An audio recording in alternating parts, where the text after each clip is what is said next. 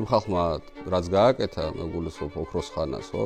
გააკეთა თავის დროზე. თავარია დღეს რა ვართ. სრული სათქმელია ბაგრატიონების წარმომავლობა, საერთოდ ბევრი ვერსია არსებობს. მე-10 საუკუნიდან არსებითი ძვრები მიდის ერთიანი სახელმწიფოს შექმნისკენ. საბოლოო ჯამში სწორედ მათი ხელით მოხდება საქართველოს გაერთიანება. თუ დასავლეთში არიან ჯვაროსნები, აღმოსავლეთში არის დავითი და ესენი მოკავშირეობა კიდეც.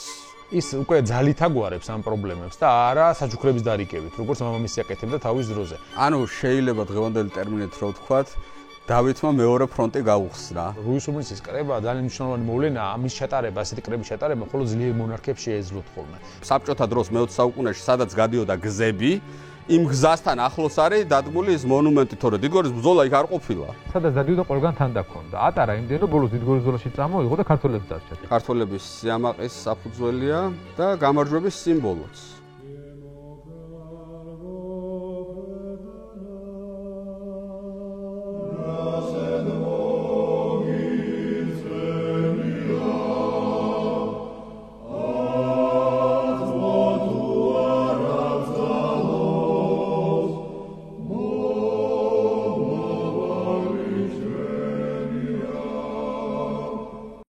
მოგესალმებით, ეს არის აქტუალური ისტორია, მე ვარ ბექა კობახიძე. დღევანდელ ეპიზოდში ვისაუბრებთ საქართველოს ოქროს ხანაზე, დავითიდან თამარ მეფემდე. ეს არის ისტორიის ის პერიოდი, რომელთაც ქართველები ყველაზე მეტად ამაყობენ და კულტურული, პოლიტიკური, ისტორიული მემკვიდრეობა, კოლექტიური მეხსიერება, რაც ჩვეულებრივ ქართველს მოსდევს და რაც თანამედროვე საქართველოს შექმნაშიც მნიშვნელოვან როლს თამაშობს, სწორედ ამ პერიოდს უკავშირდება. დღეს მოვიწვიე კოლეგა ყველა მიმართულებით, ისტორიკოსი ნიკა ხოფერია. ნიკა არის მწარე პოდკასტის ავტორი. არაერთხელ ყოფილვარ მის ეპიზოდებში, მის პოდკასტში. ბევრი მსმენელიც ყოლია და ეხა ქართულად რა ვიტყვი, გადმოპატიჟების საშუალება მომეცა, როცა მე თვითონ დავიწყე ჩემი პოდკასტის ყურება და იმედია, რომ ეხა პრინციპში ჩვენ საერთო მსმენელიც ბევრი ყავს, მაგრამ ჩემი და შენი მსმენელები ყველა ერთად მობილიზებული გვისმენენ და ეხა გადაპატიჟებას ველი ხელახლა შენთან რამე ახალ ეპიზოდზე. ნიკა არის ახალგაზრდა ისტორიკოსი, ჩემი აზრით, მისი თაობის საუკეთესო წარმომადგენელი, რომელსაც მე უკვე აგერ რამდენი წელია? 12 წელი ხო არის, რაც 2013-დან მე მგონი. ვიცნობთ ერთმანეთს, მაშინ ნიკა ბაკალავრი იყო, ახლა არის დოქტორი და პროფესორი, ასწავლის ჯიპაში. პრინციპში, ან ნიკამდე მე ვიყავი ჯიპაში პროფესორი და მე რო წამოვედი, ჩემ ადგილზე დარჩა ნიკა და ძალიან სწორი გადაწყვეტილება იყო ეს. სანამ გავაგრძელებთ, მოგიწოდებთ რომ გამოიწეროთ ჩვენი YouTube არხი, მისმინე, გამოყვეთ TikTok-ზე, Facebook-ზე და Instagram-ზე.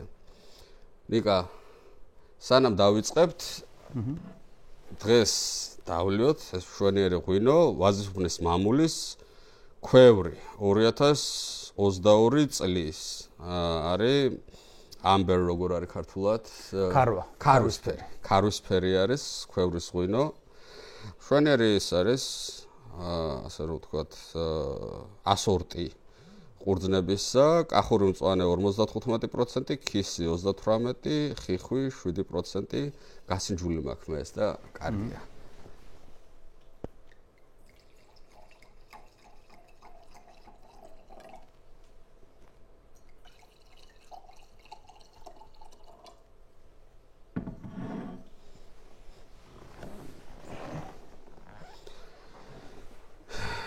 ნიკა, გაუმარჯოს საქართველოს. გაუმარჯოს.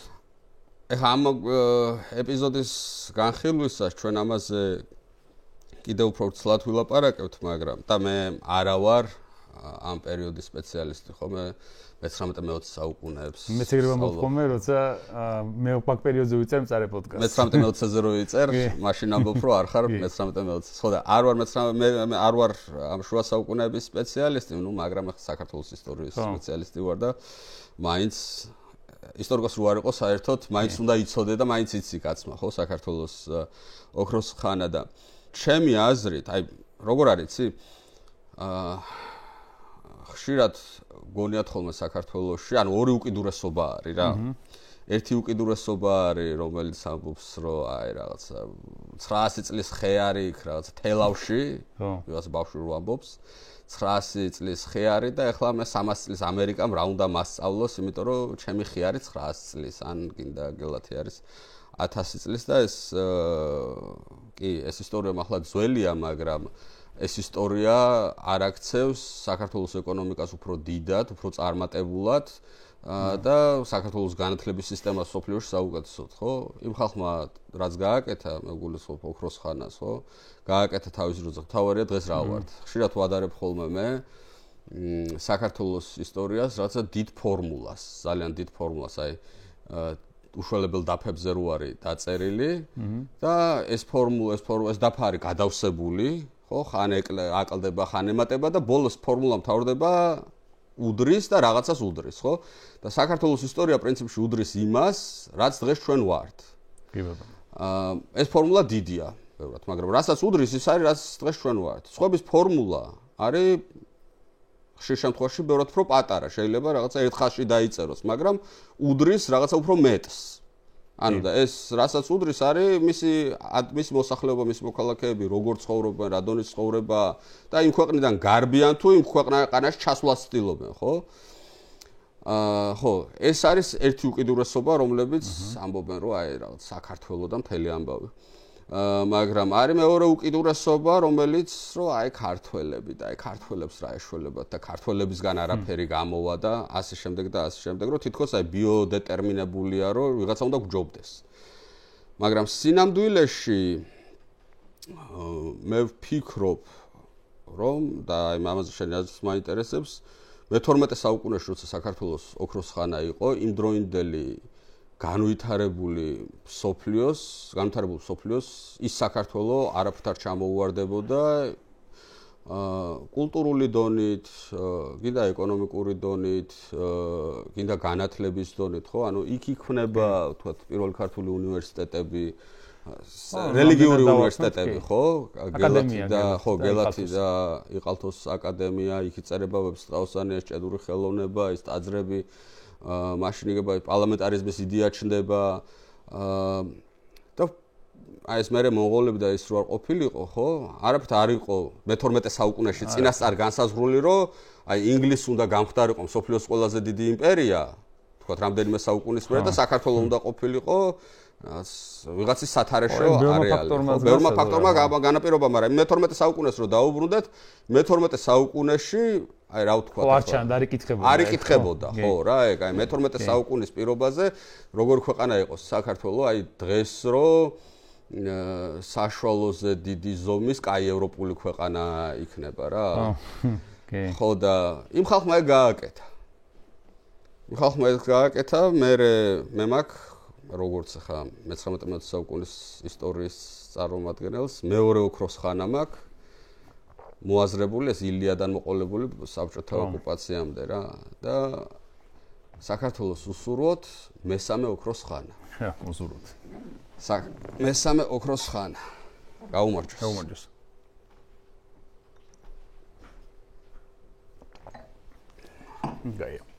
კარგია, მართლა კარგია. ნიკა, დავიწყოთ გაერთიანებული საქართველოთი.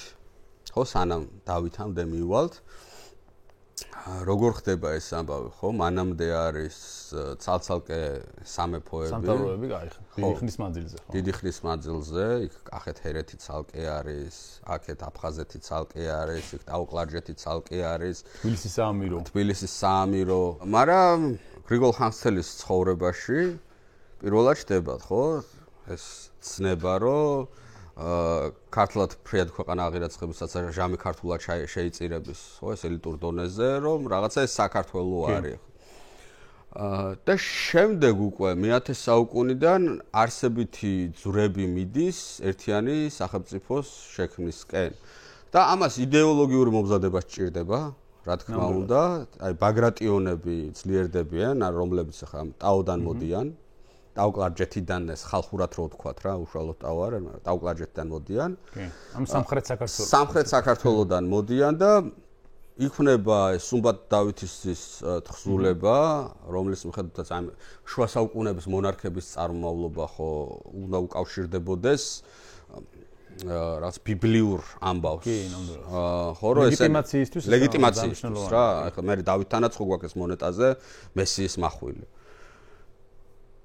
და სუმბატ დავითის მიხედვით ესენი არიან შთამომავლები დავით წინასწარმეტყველის წმიდა მეფის, ხო? ნუ მე ეს ვერსიებიც შენგან საინტერესო იქნება განვიხილოთ, იმიტომ რომ სომხეთშიც ბაგრატიდების შირაქის სამეფო არის. ხო, ეს რთული სათქმელია ბაგრატიონების წარმომავლობა, საერთოდ ბევრი ვერსია არსებობს და ერთზე რომ შევჯერდეთ, რომ ეს არის ზუსტათო ვერ იტყვი ფაქტობრივად რა, იმიტომ რომ არის მათ ჰერეთიდან წარმომავლობის ვერსიაც არსებობს ვერსია, რომ სომხური ბაგრატიონების შტო არის ხო ამ შემთხვევაში, არის ვერსია, რომ სამხრეთ საქართველოსდან არის ვერსია, რომ მათი წინაპარი არის აქემენიანთა ირანის ერთ-ერთი სატრაპის საგვარეულო, რომელიც შემდგომში ანტიკურ ხანაში დამკვიდრდა ამ ტერიტორიებს და შემდგომში მოიპოვა ამგვარმა ესეთი სტატუსი დროთა განმავლობაში და მე გვიანანტიკურ ხანაში უკვე წარჩინებული საგვარეულოა ძალიან, იმიტომ რომ სომხეთში ჩანან მე-5 საუკუნეში ვახტანგ გორგასლის პერიოდში, როცა ის აჯანყდება თუნდაც სასანური ირანის წინააღმდეგ, საჰაკ ბაგრატუნი, რომელიც ეხმარება მას ამ აჯანყებაში, შესაბამისად, აი უკვე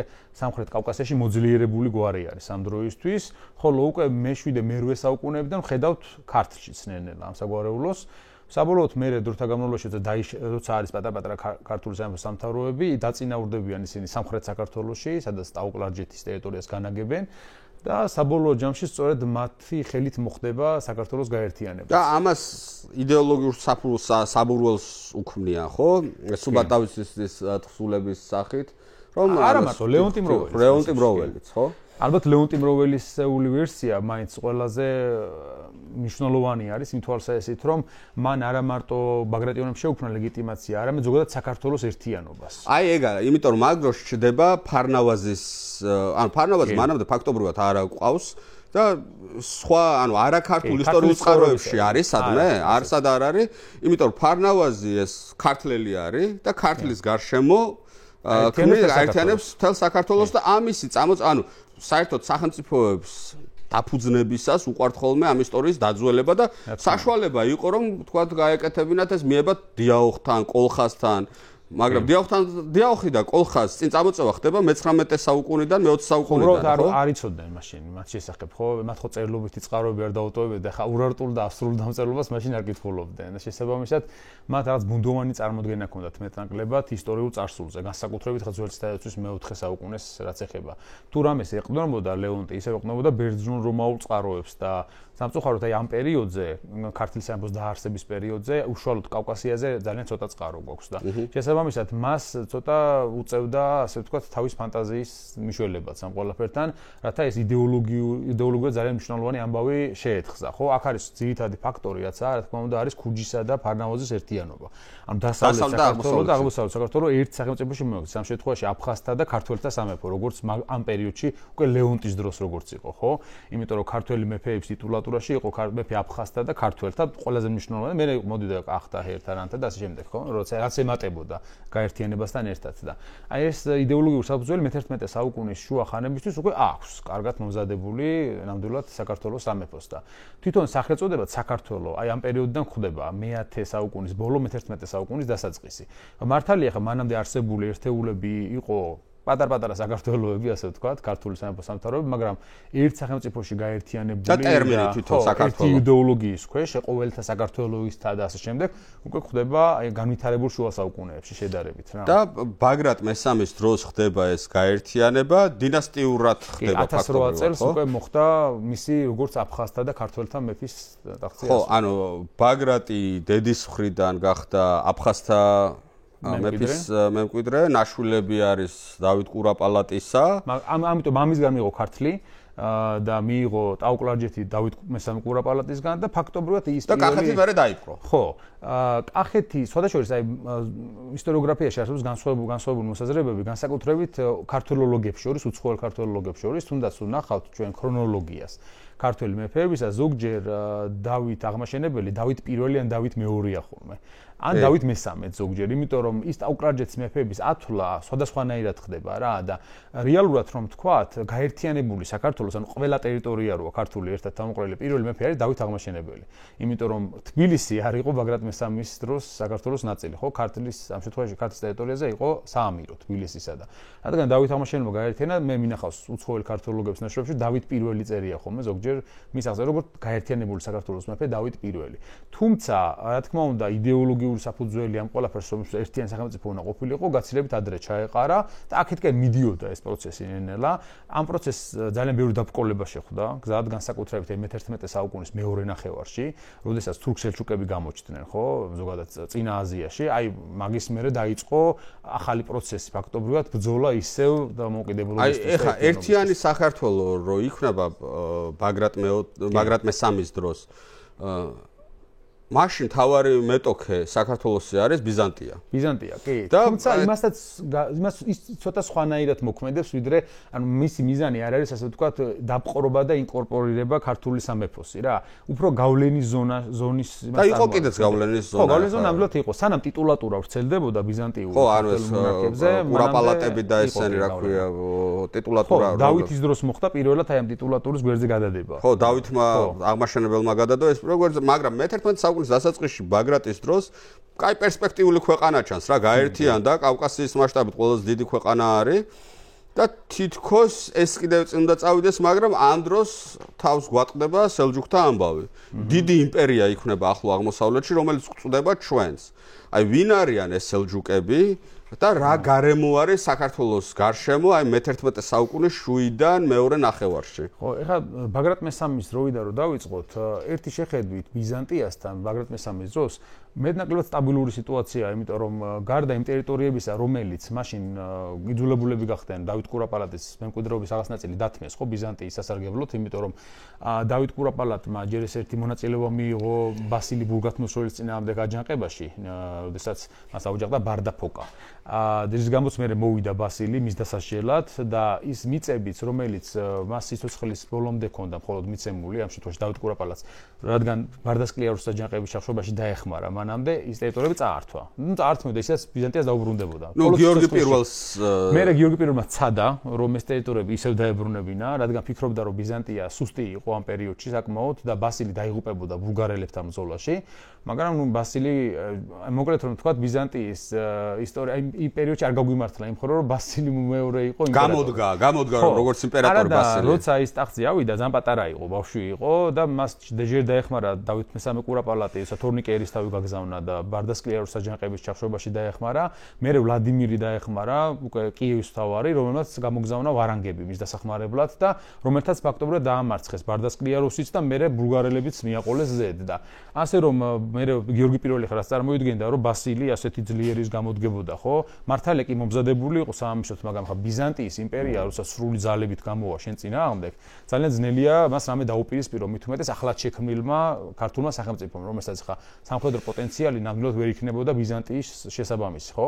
ამიტომაც ის მარცხდება შირიმის ბრძოლაში, შემდგომში იკარგება გარკვეული სამხრეთის ტერიტორიები, მაგრამ აი ამის მერე თითქოს სტატუს-კვო გვაქვს გარკვეული ბიზანტიის იმპერიასთან, რომელიც პატარა კონფლიქტები, რომელიც იმართებოდა მათ შორის არ უშლიდა ხელს რა გარკვეულწილად. ასე რომ რომარა სელჩუკები ალბათ ეს საქართველოს გაერთიანების და რაღაც ჩამოყალიბების პროცესი უფრო მალე დამთავრდებოდა და მანამდე უფრო ადრე გაერთიანდებოდა საქართველო. მაგრამ ეს სელჩუკების არავინ არ ელოდა, ხო, ეხლა ვინ წარმოიდგინე მომთაბარეები ყოველთვის მოულოდნელად გამოჩნდებიან ხოლმე და ცვლიან პოლიტიკურ ვითარებას. ასე იყო მაგალითად თავიზოზე ხალხთა დიდი გადასახლების დროს, როცა რომის იმპერიას თავს დაატყდნენ ჰუნები, ხო, და რომელთაც გამორეკეს მთელი გერმანული ტომების ჰუნებთან ერთად და შეუსიეს იმპერიას.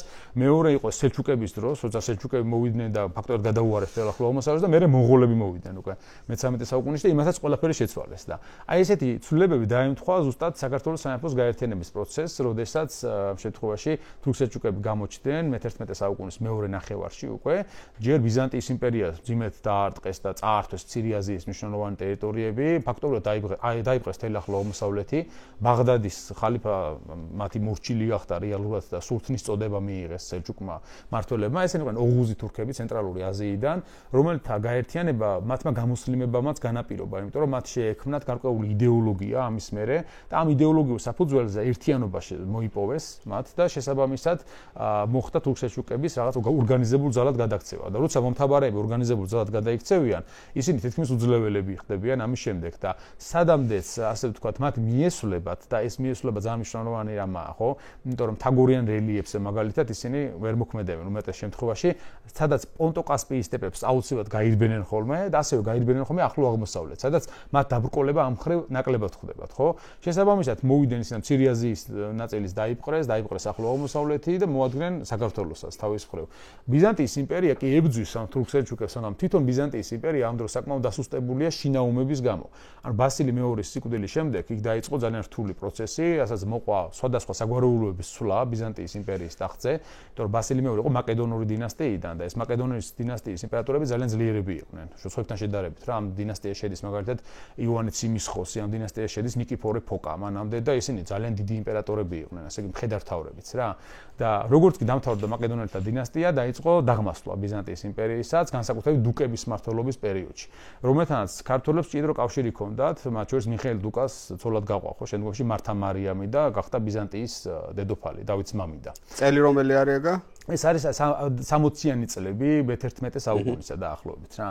და შესაბამისად ბიზანტიის დასუსტებით ისარგებლეს ძალიან კარგად სელჩუკებმა და ამარცხეს ისინი შემდგომში უკვე მანასკერტის ბრძოლაში 1071 წელს, როცა რომანოს მეოთხე დიოგენე ტყვედ ჩაუვარდა საერთოდ სელჩუკებს და საქართველო დარჩა ძალიან მძიმე მდგომარეობაში ამ ხელა იმპერიის წინაშე, რომელთაც გარშემო ყველა ძლიერი მოწინააღმდეგე დაამარცხეს და არავინ აღარ დარჩა, რომ პოტენციალად ან მოკავშირედ განიხილებოდეს ან რაღაც და იძულებული ხდებიან ქართველი მეფეები, რომ გარკვეული მოლაპარაკებები აწარმოონ მათთან, ხარკი გადაუხადონ მათ შორის, ასევე აიტანონ თურქმანი მომთაბარეების შემოსევები, რომელიც ხდებოდა საქართველოს ტერიტორიაზე, ხო?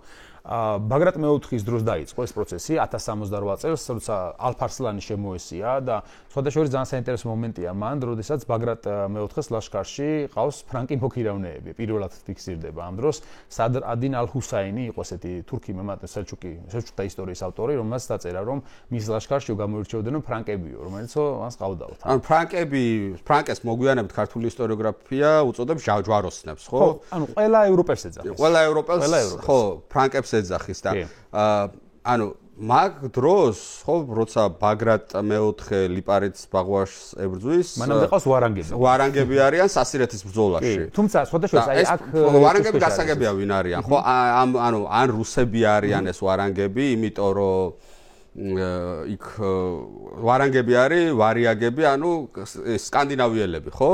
სკანდინავიელებს უწოდებენ ვარანგებს, ქართული ისტორიოგრაფია ვარანგებს უწოდებს. თუმცა არა მარტო.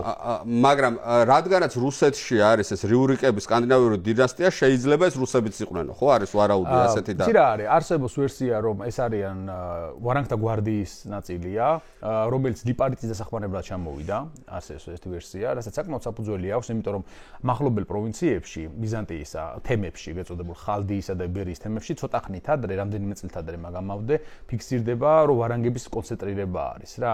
იბერიისა და ხალდიის თემებში მე მოდის მიხეილ აკოლოტუსი, რომელიც ითვლებოდა ამ დაქირავებული ჯარების ადლად და მიყავს ესენი.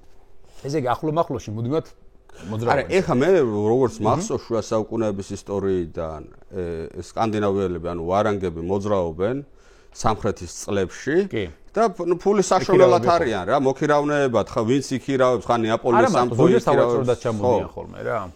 კი, ნამდვილად, უბრალოდ არ ვიცით ჩვენ ესენი კონკრეტულად ვინ არიან, იმიტომ რომ ერთი პატარა ცნობის გარდა მატიანე ქართლისაში რომ დამოვიდეს ვარანგნი, ხო და წაიყვანა მე და გადავიდნენ იქ და სასირეთის ბრძოლაში იბრძოლეს და ვეღარ აუძლეს ბრძოლად ვარანგთა და ნუ საბოლოოდ თავდება ეს ბრძოლა და მე ლიპარიტის სურსაც აძლევს და უშვებს. აი ეს ეჭვსა ჩენს რომ ლიპარიტის მხარეს არიან ისინი და არა ბაგრატის მხარეს. ანუ შეიძლება თეორიაში იყოს ისე რომ ჯერ კიდევ მე-11 საუკუნეში რუსები თუ ეს ვარანგები რუსები არიან, მე-11 საუკუნეში რუსები სეპარატისტების მხარეს არიან საქართველოში. იცი როგორ არის? აი რუსები ამ შემთხვევაში რუსი მაგ პერიოდში დაახლოებით იგივეა, ამ სინონიმია რა, არა ვიკინგის რა. იმიტომ რომ ის რუსები ამ შემთხვევაში ის მეომრები იყვნენ არა სლავები, არამედ იყვნენ სკანდინავიელები და შესაბამისად ისინი იგულისხმებიან. შეიძლება უბრალოდ ვოლგისპირეთზე ჩამოსული ისიც იყვნენ. ან ზოგჯერ ისინი დიდი მდინარეები ჩამოდიოდნენ ხოლმე ჩრდილოეთ კავკასიამდე და კასპიის ზღვაშიც დაცურავდნენ. აზერბაიჯანსაც დასხმიან თავს. შესაბამისად, ბევრი ვერსიაა, საიდან მოვიდნენ. ფრანკებს რაც შეეხება, ხა ისინი უეჭველად ბიზანტიის იმპერიიდან არიან მოყვანილები, იმიტომ რომ ბიზანტიაში უამრავი ფრანკთა რაზმი მოძრაობდა ამ პერიოდში და ძალიან პოპულარული დაქირავებული ჯარები იყვნენ ფრანკები. იმიტომ რომ 100 ფრანკიც კი ბრძოლის ველზე ძალიან სერიოზულ სხვაობას ქმნიდა ხოლმე, ასე რომ ეს ვარიანტიც უეჭველად არის განსახილველი. მოკლედ რომ ვთქვათ, იმ პერიოდის ქართველი მონარქები უკვე გარდა იმისა, რომ ფეოდალურ ლაშქარს ფლობენ, აქვთ კონტაქტები მეზობელ სახელმწიფოებთან, აქვთ ალიანსები მათთან და მოყავთ მოქირავნე მეომრები ამასთან ერთად, ანუ შეუძლიათ ამ ყველაფრის ორგანიზება. ამ ბრძოლის მიუხედავად, რა თქმა უნდა, თურქ-სელჩუკების იმპერიასთან საქართველოს, რომელიც მაინც მცირე სახელმწიფო იყო, მას რა ტერიტორია არის სელჩუკების იმპერია? სელჩუკთა იმპერია მცირე აზიიდან იწყება, ანუ ანატოლიიდან დაწყებული. დღევანდელი თურქეთი. მოიცავს ირანსაც, ერაყსაც, ფაქტობრივად თელ ახლო აღმოსავლეთს მოიცავს და შუა აზიამდე აღწევს. ხო, წარმოიდგინე ამ ხელა სახელმწიფოსთან დაპირისპირება. ხო, რა თქმა უნდა, ამ სახელმწიფოს არანაირი ერთიანობა არ ჰქონდა პოლიტიკური, ძალიან ესე დაქსაქსული ერთეული იყო რა, იმიტომ რომ ეხლა მომთაბარები ვერ ქმნიან ესე უცებ ორგანიზებულ სისტემას, ადმინისტრაციულ სისტემას, რომ ეს იმპერია მართონ. რის გამოც მე უკვე მალიქ შაჰის მმართველობის დროს, რომელიც მათი ყველაზე დიდი სულთანი იყო ბოლო და 1092 წელს ყდება ეს მალიქ შაჰი, ნიზამ ალ-მულკი, მისი ვეზირი ცდილობს რომ უღაც ეს იმპერიას დაამსგავსოს, ანუ ადმინისტრაციულ სისტემა მოაწყოს და ასე შემდეგ. იმიტომ რომ თურქ-სელჩუკის სულთნები ვერ ახერხებდნენ იმ თურქმანი მომთაბარეების კონტროლს, რომელიც მათ ტერიტორიაზე მოძრაობდნენ. ანუ თურქებს ესეთ სისტემა ჰქონდათ, რომ ეს თურქმანი მომთაბარეები ომის დროს სულთანს ემორჩილებოდნენ და მიდიოდნენ ომში, მაგრამ ომი როცა არ იყო, ისინი თავიანთ ნებაზე მოძრაობდნენ ამ ხელა სივრცეში, შედიოდნენ სადაც უნდათ, ძარცვავდნენ იმ ტერიტორიებს, იქ საძოვრებს იყენებდნენ თავიანთი ჯოგებისთვის და ასე შემდეგ. რამაც გამოიწვია თუნდაც საქართველოში დიდი თურქობა 1080 წელს და ძალიან მძიმე კვალი დაამჩნია იმ პერიოდის საქართველოს, იმიტომ რომ მომთაბარეებთან დაპირისპირება ფეოდალურ მონარქიებს ძალიან უჭირდათ ზოგადად, იმიტომ რომ წარმოიდგინეთ ხარ რომ მოულოდნელად შემოდის მომთაბარე შენ ტერიტორიაზე, შემდეგ შეკრიბა ფეოდალური ჯარი, დაიწყო ამ ჯარის შეგროვება, სანამ ეს ჯარი იქ შეიკრიბება, ეს ჯარი შეიძლება წავიდეს საერთოდ იქიდან ეს მომთაბარეებისა, ხო? ამიტომ არის რომ ბაგრატ მეოთხესა და გიორგი მეუღრეს ძალიან დიდი სირთულეები ჰქონდათ ამ ხრივ. თანაც ისინი მოღვაწეობდნენ იმ დროს, როდესაც თურქ-სელჩუკთა იმპერია იყო ძლიერების პიკში, ანუ ზენიტშია რა ეს იმპერია, არავინ არ აყავს მეტოქე გარშემო. ამიტომ აი ხოლმე მე როცა საუბრობ ამ მეფეებზე, ყოველთვის ვცდილობ რომ მეტი მობიერება გამოვიჩინო ხოლმე. ნიკა, აი შემისწორე რა თუ ვწდები საქართველოს ისტორიას თუ გადავხედავთ და არა მხოლოდ საქართველოს ისტორიას, არამედ ნებისმიერი პატარა ქვეყნის ისტორიას. საქართველოს ისტორიაში ჩვენ რაღაცა მოძლიერდები თავს წამოყოფთ და კარგი მეფეები გვიჩნდება მაშინ, როცა სამეზობლოში არსებული იმპერიებს კოლაფსი ემართებათ, ხო? ესე იყო თუნდაც აი ეს ოქროს ხანა, სელჯუკების ჩამოშლას დაემთხვა. ეს პატარა სახელმწიფოებისთვის მეტნაკლებად ყველგან ეგრეა ხოლმე, ხო? როცა დიდი იმპერია ინგრევა, მაშინ ხდება ახალი სახელმწიფოების მოძლიერება და წარმოშობა. თუნდაც რომის იმპერიას რომ ავიღოთ, რომის იმპერია რომ დაინგრა, დასავლეთ ევროპაში მაშინ შეიქმნა ეს სახელმწიფოები, რომელსაც ჩვენ დღეს საფრანგეთის, ინგლისის, იტალიის, გერმანიის და შემდეგ სახელებით ვიცნობთ. ანუ მათი პირველად მონახაზი მაშინ ყალიბდება ესპანეთის თუნდაც და შემდეგ, ხო?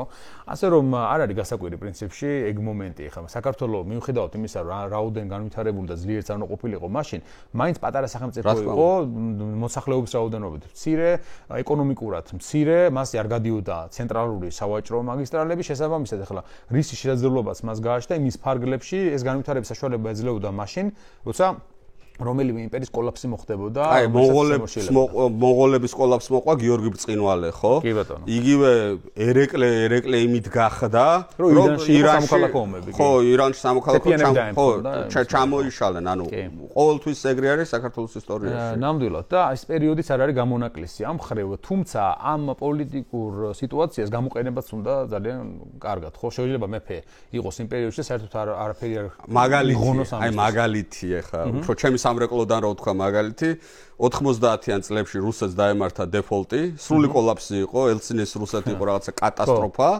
და ჩვენ ამ დროს არც ვერაფერ ვერ გამოვიყენებთ, ესე იგი იმ რუსეთზე უარეს კოლაფსი ჩვენ დაგვემართა, მაგრამ კაი დაუბრუნდეთ ახლა მე-12 საუკუნეს და აი დიდ თურქობაზე ვიყავით და გიორგი მეორე არის დავითის მამა არის. ეს განსხვავება არის მაგაში, რასაც შეიძლება, იმიტომ რომ მაშინ ჩვენს ახალი დამოუკიდებლობებული ქვეყანა ვიყავით, დიდი ხანი სახელმწიფოებრიობა ფაქტობრივად არ ქონია, ხო ასე რომ ხო, მაგრამ ნუ ახლა ისიც ხო არის, ხა ახალი სახელმწიფოები იყვნენ ბალტიის რესპუბლიკებიც, მაგრამ შეასწრეს ნატოში და ევროკავშირში და ჩვენ აქ დავერიეთ ერთმანეთს და ყველა რუსულ იმაზე, რა ქვია, წამოვეგეთ და რა ubedureba რა რაც მოხდა თავის მართლობა მე საერთოდ მიყვარს ისტორიაში, მაგრამ ხო რაღაც გარემოები მაინც უქმნის ხოლმე ამას, ხო?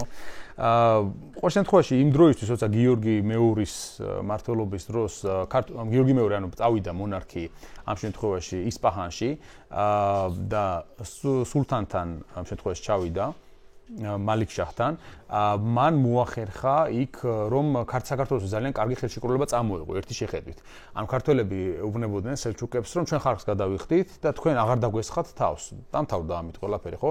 ამის გამო გიორგი მეორე ძალიან აკრიტიკებდნენ ხოლმე სხვადასხვა რომ აი მან კი ეს დადო, მაგრამ ვერაფერი ვერ უშველა საქმეს. ახლა საქმე რაშია ესე? ვისაც სელჩუკების იმპერიას მეტნაკლებად იცნობს და ზოგადად თურქმანთა სახელმწიფოების ხასიათს. მან ისიც უნდა გაითვალისწინოს რომ სულთანი და ის თურქმანი მომთაბარეები ერთმანეთთან დაკავშირებულები არიან მარტო ომიანობის დროს. სხვა შემთხვევაში იმ მომთაბარეების მოძრაობას და თავდასხმებს ამა თუ იმ ტერიტორიაზე სულთანი არ აკონტროლებს და არც აქვს ამის უფლება. მაგრამ რო დაიწყოს ამის კონტროლი, მაშინ ვეღარ იქნება მათი მხარდაჭერა, როცა ომიანობა იქნება. ანუ მათ შორის ძალიან თავისებური ურთიერთობა არსებობს რა. ისინი ყოველთვის არ ემორჩილებიან სულთანს. ეგ კი არა, სულთანს ამის უფლებაც არ აქვს, რომ ნადავლის აღებაში ხელი შეუშალოს, ან ქალაქის გაძარცვაში ხელი შეუშალოს. მას აქვს გარკვეული უფლებები, რომ უხელმძღვანელოს მათ ომში, მაგრამ იქ რაღაც ეტაპზე მთავრდება მისი უფლებამოსილება. შესაბამისად, ორგანიზებული ლაშქრობები მართლა შეწყდა მალიქ-შაჰისთან ამის დადების ხელშეკრულების დადების მერე. აღარ შემოსულან ორგანიზებულად, ანუ მათგან რო რაღაც შემოსულიყო დასაპყრობად რაღაც. ხო, ცენტრალიზებული ეს. მაგრამ მომთაბარეები არ შეჩერებულან და ისინი შემოდიოდნენ ამის შემდეგაც. ამასაც მოყვა ეს დიდი თურქობა ცნობილი, ხო?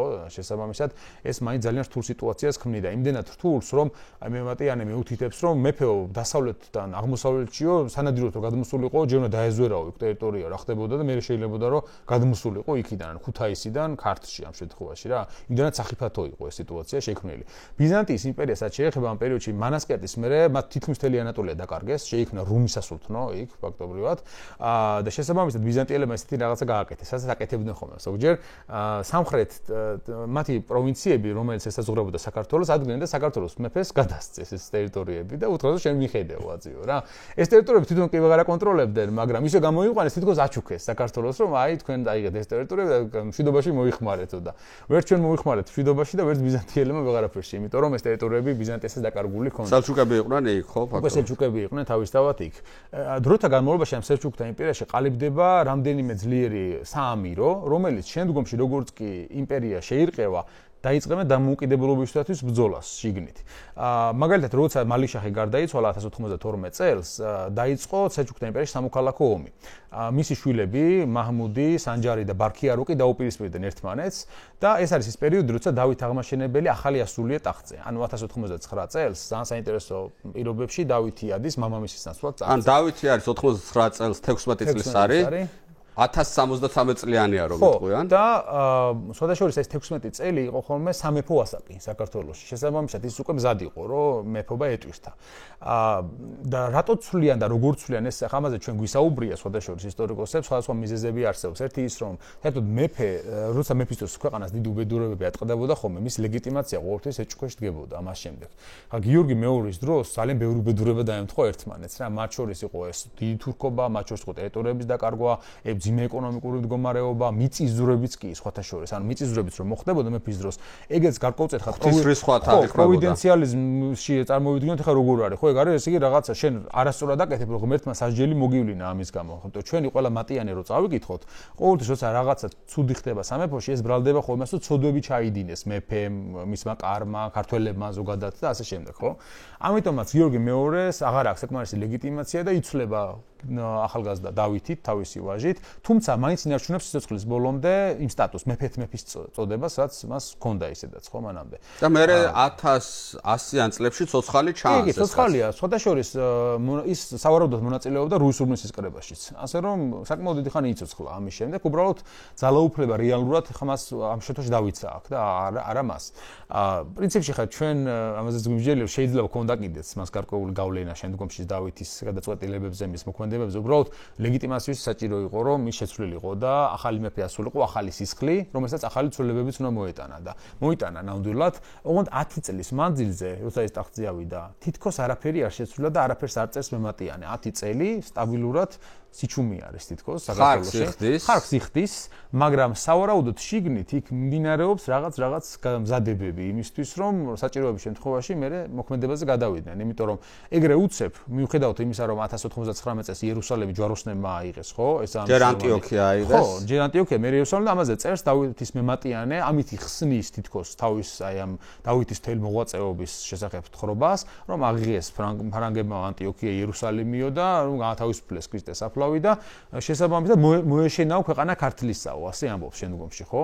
შესაბამისად ამით მიუთითებს ის, რომ ეს გარკვეულწილად იმ სტიმულის მომცემი იყო იმისთვის, რომ მოქმედება დაწყებულიყო. ეხლა ბოდიში ნიკა შეგაწყვეტინებ, ანუ აი ამის რეზუმირება რა ხდება, აი ამ ეს რამდენიმე წელი არის ძალიან მნიშვნელოვანი რა 1099 წელს რო დავითი ადის ტახტზე არაფერი არ იცვლება, ანუ ეს ხარკის ხდა გრძელდება, სელჯუკები დომინირებენ, მაგრამ რამდენიმე წელიწადში რამდენიმე ძალიან მნიშვნელოვანი ცვლილება ხდება გარშემო. ერთი 1092 წელს, ანუ დავითის ტახტზე ასვლიდან 3 წელიწადში მალიქ შაჰი კვდება.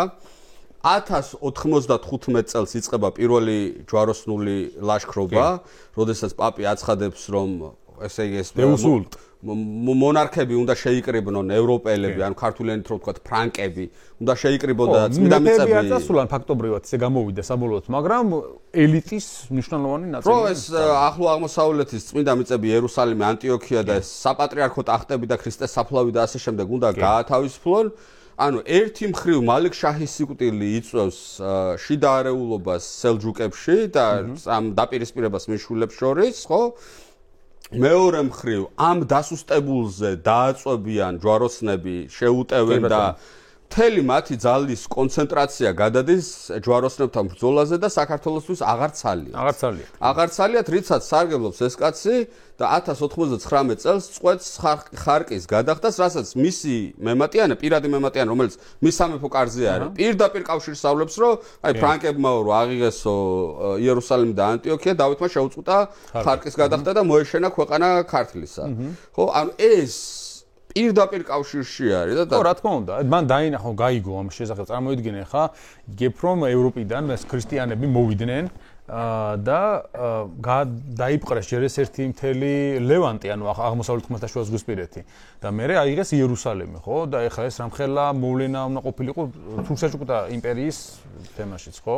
შესაბამისად მას აგრევე აქცევს ურადღა მომენტუმი აქვს რა, რომელსაც ჩაიჭერს და სხვათა შორის აი უზუსტესად, იმიტომ რომ რამდენიმე წლის მანძილზე არანაირი პასუხი არ ყოფილა თურქ-სელჯუკთა იმპერიისაგან ამაზე.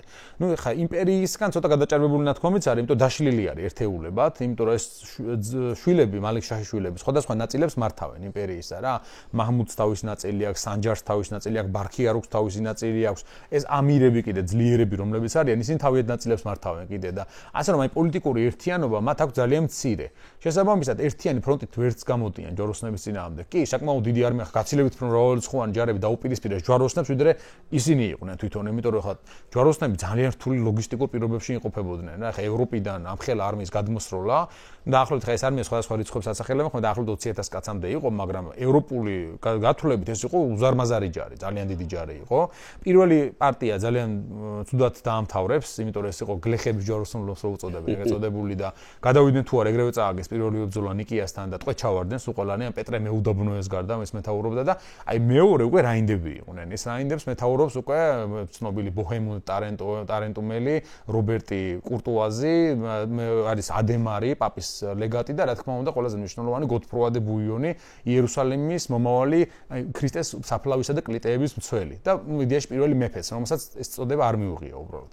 ასე რომ აი მათმა მერე უკვე შეცვალეს ვითარება, დაამარცხეს ჯერ რუმის სასულთნო, რომელიც ფაქტურად დამოუკიდებელი ერთეული იყო უკვე ამ დროს თურქ-სელჯუკთა იმპერიისაგან და ყველაზე დიდი ერთეული სელჯუკთა იმპერიის ნანგრევებზე თუ არ ვწდები, ხო? შემდგომში უკვე როცა ესა ყველაზე ძლიერი იყო, ყოველ შემთხვევაში ტერიტორიულად თუ არა სიდიდით, მაინც იმიტომ რომ ძალიან ეს ტერიტორია ანატოლია ძალიან დიდარია, ბიზანტიის იმპერიამ როგორც კი დაკარგა ანატოლია, იმის მერე წავიდა მის საქმე უკან. ანუ ეს იყო მთავარი ბირთვი იყო რა იმპერიისა და ვინც ამას დაიპყრობდა, ის ხდებოდა მთელი რეგიონის წამყვანი ძალა, იმიტომ ანატოლიის მოსახლეობა ძალიან მრავალრიცხოვანია, ეკონომიკურადაც ძალიან მნიშვნელოვანი რეგიონია, სასოფლო სამეურნეო თვალსაზრისითაც, იმიტომ რომ მაშინ აგრარული ეკონომიკაა, ხო და რა თქმა უნდა ეს ძალიან ბევრს წყვეტს. სავაჭრო გზებიც გადის, ქალაქების დიდია, მოსახლეობას ყველა მხრივ ძალიან მაგარი რეგიონია, ხო? ამიტომ თურქ-სელჯუკებმა მისი აღების შემდეგ დაირქვეს, რომ ისინი იყვნენ რუმის სულთნები, ანუ რომის ყოფილი ბიზანტიის იმპერიის ტერიტორიისა. და ჯვაროსნები გადადიან ანტიოქიას იღებენ, შეიჭრებიან მერე სირია პალესტინაში და იქ იერუსალიმს ალყა შემოარტყავენ და იერუსალიმი ამ დროს არის ფატიმიანების ხელში და არა სელჩუკების ხელში. ანუ ფატიმიანებმა ერთი წლით ადრე სანამ ჯვაროსნები ფატიმიანები არიან ეგვიპტის მმართველები. ეგვიპტის მმართველები და ისინი აიღებენ იერუსალიმს და ამ დროს მოადგებიან ჯვაროსნები და უკვე ფატიმიანები დახვდებიან ქალაქში. ხა ერთ საინტერესო ფაქტიც არის რომ მანამდე ქალაქის მცველები იყვნენ ჯერმა თავიდან ქალაქის მმართველი იყო ჩვენთვის კარგად ცნობილი ილღაზის მამა. შემდეგ თვითონ ილღაზიც ანუ იერუსალიმის მმართველი. ანუ ეხლა რო გაუსწროთ მოვლენებს და სმენელს აყურებს უთხრა ილღაზი იყო სელჯუკთა ჯარის სარდალი დიდგორის ბრძოლაში. ხო და ეს იყო მანამდე იერუსალიმის მმართველი ამ დროს ყოველ შემთხვევაში. ჯვაროსნები იღებენ იერუსალიმს, რასაც მოყვება ხო ის რაღაც ცნობილი მოვლენები, თითქოს ქალაქში სასტიკი ხოცაჟლეტა და ასე შემდეგ, რაც დიდწილად გაზვიადებულია, იმიტომ რომ არ ფიქსირდება მომდევნო წლებში ქალაქში არანაირი კლება მოსახლეობისა. უბრალოდ ტრადიციული ძარცვაა ქალაქისა, რომელსაც შტურმით იღებენ. საერთოდ შუა საუკუნეებში არაფერი განსაკუთრებული იქ ამხრე ნამდვილად არ მომხდარა. ამას რა თქმა უნდა მოყვა დავითისგან ხარკი შეწყვეტა და რამდენიმე წელი გადის და დავითი ემზადება პასაპასუხო შეტევა რაღაცა მოხდა. აი ხო, ეს ნიკა, ეხა მე მინდა დავითის შიდა რეფორმები და მოქმედებები რომ დავახასიათოთ, იმიტომ რომ 1099 წელს რო ჯვაროსნები იღებენ იერუსალიმს და ეს რო ხარკს წყვეტს, არა მხოლოდ ხარკის წყვეტს და ამას აკეთებს, არამედ ქვეყანას ამზადებს შეტევისთვის.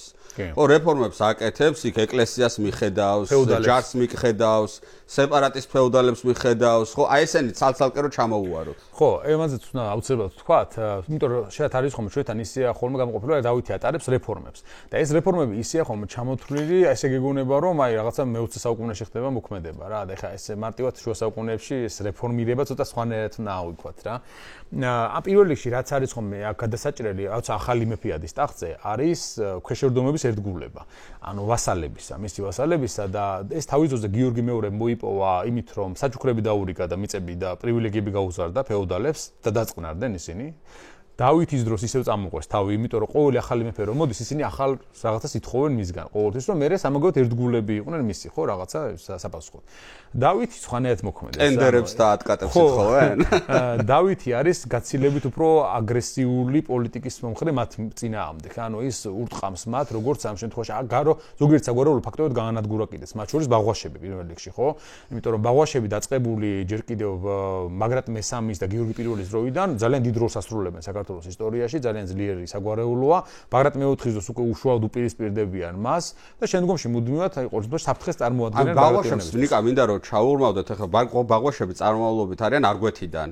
აი ჭიათურა, საჩხერე, რაჭა და ახლო ეგ იყო არგვეთი იყო ტერიტორია, რომელიც ქართლის სამეფოს ზოგჯერ ეკუთვნოდა ხოლმე დასავლეთ საქართველოში. ანუ გარდამავალი ზონა არის, ასე ვთქვათ რა, ქართსა და იმას შორის. და ესენი ძალიან ერთგულები არიან, აი რაჭის პირველი ერისთავები, ეს კახაბერის ხო ბაღვაშები არიან. მასე მიიჩნევა. მასე მიიჩნევა ყოველ შემთხვევაში. იცი რა ზუსტად არ არის ეს ამას ძალიან ძნელია ქართული წყაროების მიხედვით ზოგადად რაღაცაზე საუბარი ხოლმე, მაგრამ არის ვერსია და ასე შემთხვევით მიუთითებს აშკარად, რომ ესე სახლი ბაღვაშთაო, ანუ აღნიშნავს, ანუ ესე იგი რაღაცა კავშირი, ან სავარაუდოდ მათი ნაცავები იყვნენ ისინი. აი ხა მე შეხედე რა მაქვს ნანახი ნიკორწმინდის ეკლესია ხო რომელიც ბაგრატ მესამის მეფობის დროს აიგო, რეალურად ააგო და წარწერაც არის იქ რატი ბაღვაშის. იმიტომ პირველი ერისთავი არის რაჭისა და შემდეგ უკვე აი კაცხი და რა ქვია აკაკი წერეთლის აღმზრდელების სოფელი რო იყო. სავანე? სავანე. სავანის ეკლესიაც ნიკორწმინდაზე სავანე ბევრად უფრო პატარა არის. მაგრამ რო შეხედავ არქიტექტურას, ქვის თლას, ერთი და იგივე სკოლა არის აბსოლუტურად რა. ანუ აშკარად ერთ დომენში რო ხდება ამის კეთება. ჩანს კაცხი, მერე ზემოთა მხარე, ზემოთა ნაწილები, მერე არის ხელახლა დაშენებული, მაგრამ აი ქვედა ნაწილი, ასე რომ ვთქვით, პირველი მეტრი ნახევარი არის ძველი და ისიც ძალიან იდენტური არის ნიკორწმინდის. ანუ ერთი რაღაცა პოლიტიკური სივრცე არის და შემდეგ უკვე ბაგრატ მეოთხის დროს ლიპარიტ რომელი არის ბაგრატ მეოთხის დროს? მეოთხეა. ლიპარიტ მეოთხე არის თუ არ ვცდები, თუ მესამე. და ეს უკვე იმდენად მოძლიერდება, ეს კლეკარში არის, ეს კლეკარის მანგლისის გარშემო. კი ბატონო. ეს კაცი იმდენად მოძლიერდება, რომ თავისი ძალაუფლება უნდა და ეხლა ერთიც უთხრათ რა მაყურებელს, რომ საერთოდ საბჭოთა ისტორიოგრაფიაში დამკვიდრდა ცნება, რომ ანუ არსებობს რაღაცა სუვერენი მმართველი, მეფე,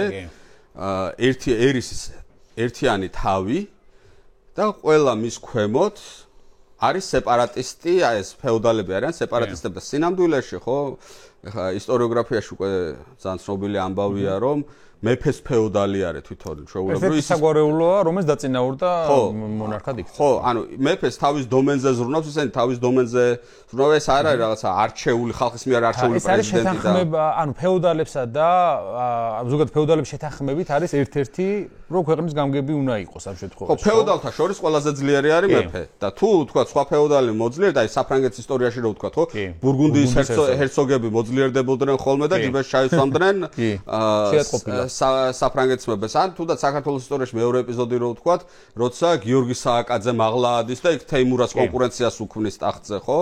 ნამდვილად. ხო და აი ესეთი ამბავია რა, რომ ეს ლიპარიტი იმდენ ანუ ერთი მხრივ საქართველოს უსწდება ამ ბაგრატ მეოთხის და გიორგი მეორის და მეორე მხრივ ლიპარიტი ძლიერდება და მას უკვე პრეტენზია აქვს თუ პირველობაზე არა, სუვერენულობაზე მაინც. ხო, ისი რა არის მეფის ლეგიტიმაციას ხელს ვერ კიდებს, მაგრამ ფაქტობრივად ეგ არის მართველი რაღაც პერიოდის მანძილზე, უმეტესი ნაწილისა რა ქვეყნისა.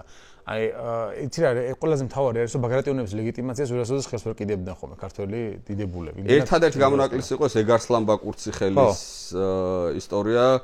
დავით ულუს და დავით ნარინის დროს, როცა ეს ულუ და ნარინი ორივე მონღოლეთში არიან წასულები მე-13 საუკუნეში და რო არავინ აღარ არის და ვინო ეგარსლან ბაკურციხელი გამოტყურება რომ იტყვიან და იტყვის რომ მე შეიძლება მე ვიყო. ნუ ახლა მე გვიან შუა საუკუნეებში. ხო, მან ისიც არის თორღვა პანკელის ამბავი, რომელიც კახეთში გამაგრდება და იტყვის რომ მეფეო მოკვდა, ანუ სავარაუდოდ მოკლეს მონღოლებმაო და ცოცხალი აღარ დაბრუნდებაო და კახეთის მითვისებაცა და როგორც თვითონ ყოფილიყო მართველი. იქ რა ძალიან საინტერესოა. მე გვიან შუა საუკუნეებში ვახტანგ ჭუჭუნეიშვილი რო ხდება და საქართველოს მეფე ის უკვე მანი ამბავი არის. ხო, ფლაც მორიალებული დასავლეთ საქართველოს არის. მაგრამ მაინც ბაგრატიონებს აქვს ამ ყარე ისა რა, საფუძველი რა, მაგ თვალსაზრისით რა.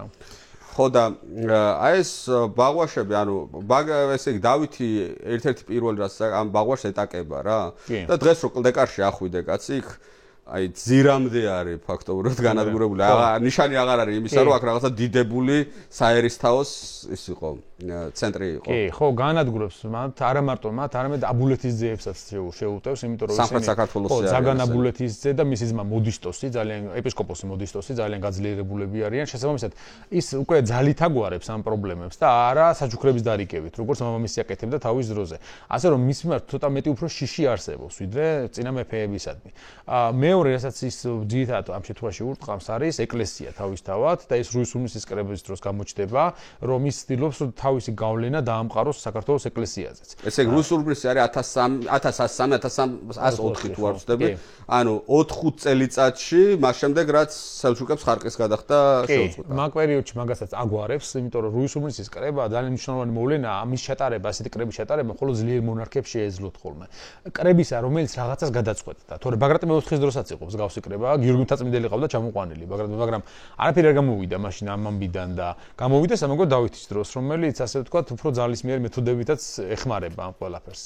საბოლოო ჯამში რუისულმის კრებით ის მოახერხებს, რომ საეკლესიო ძალაუფლებას გარკვეულწილად მის ხელში აღმოჩნდეს, იმიტომ რომ ის თუნდაც აერთიანებს წიგნობართუხუცესა და ჭყონდიდელის სახელოს, ხო? რაც ძალიან მნიშვნელოვანი ნაბიჯია, იმიტომ რომ სამოქალაქო და სასულიერო გაერთიანდა ერთ მნიშვნელოვან წოდებაში, რომელიც ფაქტობრივად თავარი ვეზირი არის მისი ამ შემთხვევაში სავაზიროს. ყალებში რო ვთქვა დღევანდელი ტერმინით, პრემიერ-მინისტრი არის და თან პატრიარქიც რო იყოს თან. ხო, თან პატრიარქი დიდი ეპისკოპოსი რომელიც. დიდი ეპისკოპოსი, თან პრემიერ-მინისტრია, თან უზენაეს სასამართლოს თავმჯდომარე. ხო. მისი აღმზრდელი გიორგი ჭყონდიდელი. გიორგი ჭყონდიდელი და ეს იყო მეორე ძალიან მნიშვნელოვანი ნაბიჯი და რა თქმა უნდა სამხედრო რეფორმას რაც შეეხება, ეხლა სამხედრო რეფორმაში რა იგულისხმება რა? ჩვენთან ზურჯი რასია ხოლმე გამოყვანილი რომ მან რეგულარული ჯარი შექმნა 40000 კაცი დააშინა. რა შუა საუკუნეებში ფიზიკურად არ არსებობს მსგავსი რაღაც. ეს არის აგრარული ეკონომიკის სახელმწიფოები, რომელსაც არ შეუძლია რომ იარაღქვეშ ხანგრძლივად ყავდეს მრავალრიცხოვანი ჯარი. გამოიყვანოს, აღჭუროს, შეიარაღოს, დააფინანსოს ეს ყველაფერი რა, იმიტომ რომ წარმოუდგენ არც ერთ ქვეყანას არ აქვს, ან შუა საუკუნეებში მსგავსი რაღაც. მაგრამ აკეთებს შემდეგ რამეს. ის ფეოდალური ლაშქარი, რომელიც მისი მოწვევით უნდა იკრიბებოდეს, ან ფეოდალებმა მოიყვანონ თავიანთი ჯარები და შეიკრიბოს მე ერთიანი არმია. ის უნდა იყოს კარგად ორგანიზებული, იმის რომ ჯერ ესეთი დროულად შეიკრიბოს, მეორეც იმ ფეოდალებმა მოიყვანონ ის ჯარი და მოვიდნენ თვითონაც. იმიტომ რომ ზოგჯერ ყოფილა შემთხვევა, რომ მეფეს გამოუწევია ჯარი და არ მოსულა ზოგიერთი ფეოდალი საერთოდაც. ამიტომ ძალიან ბევრი იყო დამოკიდებული ადმინისტრაციული სისტემა რამდენად კარგად იყო გამართული და აი მეფესა და ფეოდალებს შორის ის ერთგულებაზე რამდენად არსებობდა გარკვეულწილად ეს რაღაცა ურთიერთობა. და შესაბამისად მის დროს ეს ხდება, რომ მეფე ახერხებს, რომ სრული მობილიზება შეძლოს თავისი მთელი სამეფოს ჯარებისა. მე ამ სამხედრო რეფორმაში რა თქმა უნდა ძალიან მნიშვნელოვანი არის მონასპის შექმნა. მონასპა მანამდე არავის არ ყოფილა, არც მასმერი არ ყოფილა ქართულ ჯარში. მონასპა არის უნიკალური რაღაცა. ეს არის დაახლოებით იგივე რაც იყო მაგალითად ვარანგთა გვარდია ბიზანტიის იმპერიაში. რაც იყო მაგალითად ღულამთა გვარდია აბასიანთა სახალიფოში. ანუ ეს არის ჯარი, რომელიც პროფესიონალი ჯარისკაცებისაგან შემდგარი, დაქირავებული არმია, რომელიც მარტო მეფეს ემორჩილება. პრეტორიანული გვარდიის ვარიანტი. ანუ ესეთი ოღონდ გაცილებით მცირე რიცხოვანი. ახლა ჩვენ და 5000 კი ასახელე მეხოვნა, ძალიან დიდი რიცხვია, იმიტომ რომ ხა ბიზანტიის იმპერიას ყავდა გაცილებით მცირე რიცხოვანი ვარანგთა გვარდია და ბიზანტია რამდენჯერმე უფრო აღმატებული იყო ფინანსური თვალსაზრისით იგივე საქართველოსთან ნებისმიერ გინდა აბასიანთა სახალიფო ან ეგვიპტისა. მაგრამ სულ მცირე 1500 კაცს მამუკა წურწუმია ქართული სამხედრო ისტორიკოსიც ვარაუდობს, რომ უნდა ყოფილიყო. წერია რომ ესენი არ იყვნენ ქართველები, ანუ უცხოური ჯარი იყო, სავარაუდოდ ყივჩაღებისაგან იყო შემდგარი, იმიტომ რომ ყველაზე ხშირად ვინც ეკირავებოდა ხოლმე უცხო კონტინგენტი ამ პერიოდში ქართველ მეფეებს და ურთიერთობა ჰქონდათ, იყვნენ ყივჩაღები, საიდან შეიძლება მოგვეყვანა ასე ვთქვათ რა ეს ხალხი. ეს იყო მნიშვნელოვანი, იმიტომ რომ აი თქვათ უცებ ხდება რაღაც მომთაბარეების შემოსვლა ან რაღაც. შენ ხელში ყავს სულ მცირე 1500 ძალიან მაგარი მეომარი, აი სულ იარაღქვეშ რო დგას, შესხა ამ ჯარს ცხენებზე და შეუწახვალ საერთოდ გინდა. ამას ემატება ტაძრეული, რომელიც ყველა სამეფო საგვარეულოს და ამავდროულად ფეოდალებს ყავდათ, ეს არის სასახლეში მისი გარემოცვა, ასე ვთქვათ, ვისაც იარაღის ხელში შეუძლია, კარგად არის აღჭურვილი, მომზადებული და ფაქტობრივად ეს არის მისი საქმიანობა. შესაბამისად, ანუ ეს ყველაფერი ძალიან კარგად ორგანიზებული არის დავითის დროს და მას შეუძლია რომ ფეოდალური ლაშქარიც გამოიწვიოს, ყავს გვარდია პერსონალური, ყავს ტაძრეულები, ასე რომ ის გაცილებით უფრო კარგად ორგანიზებულ არმიას ქმნის, ვიდრე მანამდე ოდესმე ყოლია. და მონასპა ეხა პრეტორიანულ გვარდიას და იგივე ეს ღულამები და ესე რომ ჩამოთვალ. ამას ჯარისკაცების არმიაა ფაქტობრივად. ხო არის ხა ამათ ფუნქცია არის რომ უშუალოდ აი მონარქის ერთგულები არიან ესენი და მათ ფუნქციაა რომ რამე აი გადატრიალების მცდელობისგან დაიცვას რაღაცა შიდა სასახლის კარის ინტრიგებისგან. ანუ ეს ფეოდალების წინააღმდეგაც კარგად გამოიყენებ და განსაკუთრებით აი მულოდნელად შემოჭრილი მოწინააღმდეგის და სამარცხებლად, იმიტომ რომ სპეცრაზმია რა. ხო, დავის ყოლია, ქონია ესეთი შემთხვევა, რომ ერთხელ შემოიჭრა თურქთა ძალიან მრავალრიცხოვანი ჯარი და აი ამ მცირერიცხოვანი მარტო მონასპით ეს ჯარი დაამარცხა, იმიტომ რომ მოულოდნელად დაესხა თავს და ისინი არ ელოდნენ რომ ეხა სამეფო რომელიც აგროვებდა ხოლმე ფეოდალურ ჯარს, სანამ მას მოიყვანდა მერე და გაუმართავდა ბრძოლას, უცებ მეფე რამდენიმე დღეში დაადგა თავს ამ თავისი 1500 კაციანი თუ რამდენიც იქნებოდა კონტინგენტით და უცებ მოულოდნელობის წყალობით გააქცია რა ეს ჯარი და ეს შესაბამისად წარმოიდგინეთ რამხელა მნიშვნელობის და რამდენად კარგად მოფიქრებული რამაა. ამავე დროს ამას ემატება ყივჩაღების ჩამოსახლება შემდგომში, ხო? ეს ძალიან მნიშვნელოვანი და ძალიან საინტერესო ნაბიჯია. იმიტომ რომ ფაქტობრივად ხა ჩვენ უნდა ვიგულისხმოთ ხა მაშინ რაღაც დემოგრაფიული აღწერები არ სტარდებოდა და არ გვაქვს მონაცემები, მაგრამ როცა ეს დიდი თურქობა წლები გრძელდება, შემოსევები, ხო, დემოგრაფიული პრობლემა ბუნებრივად არის ქვეყანაში, ხო?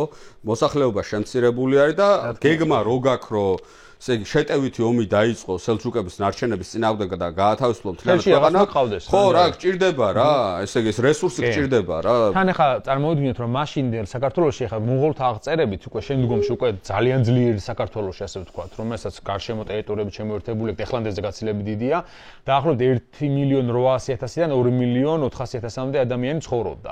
და ახლა წარმოვიდგინოთ ამ დროს დიდი თურქობების და იმის გადატანილი ქვეყანა ერთი 100 წლის წინ, მაგალითად მანდამდე გაცილებით რომ მცირერიცხოვანი იქნებოდა. მე-13 მე-4 ალბათ. მაგალითად ერეკლეს დროს დაახლოებით 771.000 კაცი ცხოვრობდა მთელ საქართველოში რა.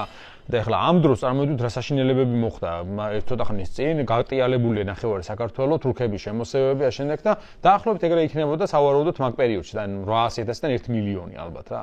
და ეხლა ამას სჭირდება რა თქმა უნდა დახმარება, იმიტომ რომ ფეოდალურ საზოგადოებაში ჯარში სამხედრო ვალდებული არის 1-დან 1.5%-მდე დაახლოებით და. იმიტომ რომ ეგ მითხარი რა, ნიკ ნიკა ვინ არის მაშინ მებრძოლ ეს რომ ფეოდალების საქმე რო არის ეს ბრძოლა ჩვენთან ძალიან არ სწორად წარმოდგენა აქვს ხუძე კაცია ერთი რაღაც არის ყველაზე დიდი აბსურდია ეს ისტორიაში მსგავსი რამე არ მოხდარა რა არასოდეს ხუძე კაცი არ არსებობს სამხედრო საქმე თუ არ იცის მეომარმა ეს არ ხდება რომ შეხვიდე გლეხის ოჯახში და გამოათრიო იქიდან რომ წამოდი და იომე ბრძოლის ველზე გამოხვიდე ხო თანაც ახლა შუა საუკუნეების საზოგადოებაში ყოველას აქვს თავისი რაღაც ვალდებულება ამ სისტემამ რო იარსებოს სხვანაირად ფეოდალიზმი ვერ იფუნქციონირებს ერთმა ნაწილმა უნდა იმუშაოს იმისთვის რომ შექმნას დოვლათი და ეკონომიკა მეორე ნაწილმა უნდა იბრძოლოს და დაიცვას ესენი ეს არის და მართოს ეს არიან ფეოდალები არისტოკრატია და მესამე ნაწილმა უნდა ილოცოს ამათი სულებისთვის ანუ ეს არის ეკლესია ამ შემთხვევაში ამას გარდა რა თქმა უნდა იყო ხოლმე ის რაც არ ღვევდა ამ სტრუქტურას ეს იყო საშუალო ფენა ეგრეთ წოდებული აი ბურჟუაზია და რაც იქცა შემდგომში საქალაქო ფენები ამ შემთხვევაში ხელოსნები ვაჭრები ძირითადად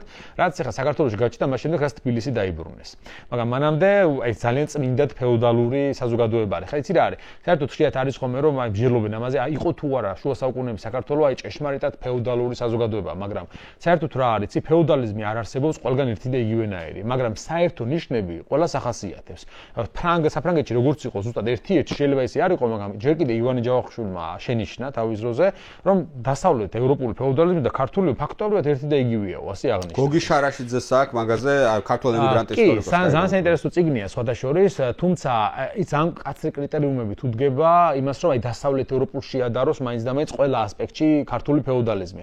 ძირითადი პრინციპი, რაც არის ფეოდალიზმის ეს ვასალიტეტი ამ შემთხვევაში და ფუნქციები საზოგადოებაში, ის არის ერთი და იგივე ამაში და იმის გარდა არსებობს კიდე რაღაც სხვაობები, რომელიც თქმა უნდა არსებობს. ეს ბიზანტიიდან გადმოსული არის ეს სოციალური სტრუქტურა? სხვადასხვა არა, იმიტომ რომ ბიზანტიის იმპერიაში ფეოდალიზმი არ არსებობს. ბიზანტია არ არის ფეოდალური სახელმწიფო, ის არის რომის სამართალმემკვიდრე, რომელიც აბსოლუტურად სხვაგვარ სისტემაზე დგას. იქ მიწის ფლობა არ გადაქცეულა აი ბარონობის და გრაფობის და შემდეგ სტატუსად.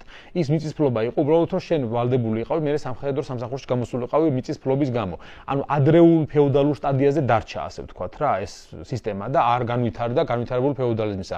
ჩვენთან რომ თავადები სათავადოები ყალიბდება და შემდეგ მსგავსი რამე არასდროს არ მომხდარა ბიზანტიის იმპერიაში. არც აღმოსავლეთში, მაგრამ საშუალოდ აი ეს სამხედრო პოტენციალი დაახლოებით ერთი და იგივე იყო ხოლმე პროცენტულად ბიზანტიაშიც, საქართველოშიც, ისლამურ სამყაროშიც, დასავლეთ ევროპაშიც. განსხვავება იყო მომთაბარეები. მომთაბარეები არ იყვნენ ფეოდალურ სისტემასთან ახლოსაც კი, ისინი იყვნენ თემურწყობილებაში. თემურწყობილებაში ითვლება რომ ყველა მამაკაცი, ვისაც იერარქიის ხელში ჭერა შეუძლია, პოტენციურად განიხილება რომ საომრად შეიძლება გამოვიდეს. თანაც დედაწულიანად დადიან რა. თანაც გავითვალისწინოთ რომ მათი რიცხვი არასდროს არ იყო დიდი. საერთოდ ყველა დიდი შეცდომას თუ შევემ ხო ჩვენთან გონიათ რომ მომთაბარეები არიან ბევრნი. მომთაბარეები არასდროს არ არიან მკვიდრ მოსახლეობაზე, ანუ გივე ფეოდალურ სახელმწიფოებზე მრავალრიცხოვანი. მაგრამ მობილურები არიან. მონღოლებმა, რომელთაც დაიპყრეს მთელი სოფლიო, ის ტერიტორია, საიდანაც ისინი წამოვიდნენ, 1 მილიონი კაცი ცხოვრობდა დაახლოებით იმ ტერიტორიაზე. მაგრამ მთელი სოფლიო დაიპყრეს, იმიტომ რომ მათ მეტი სამხედრო პოტენციალი ჰქონდათ რეალურად, ვიდრე შეიძლება გაცილებით მრავალრიცხოვან ქვეყანებს ჰქონოდათ.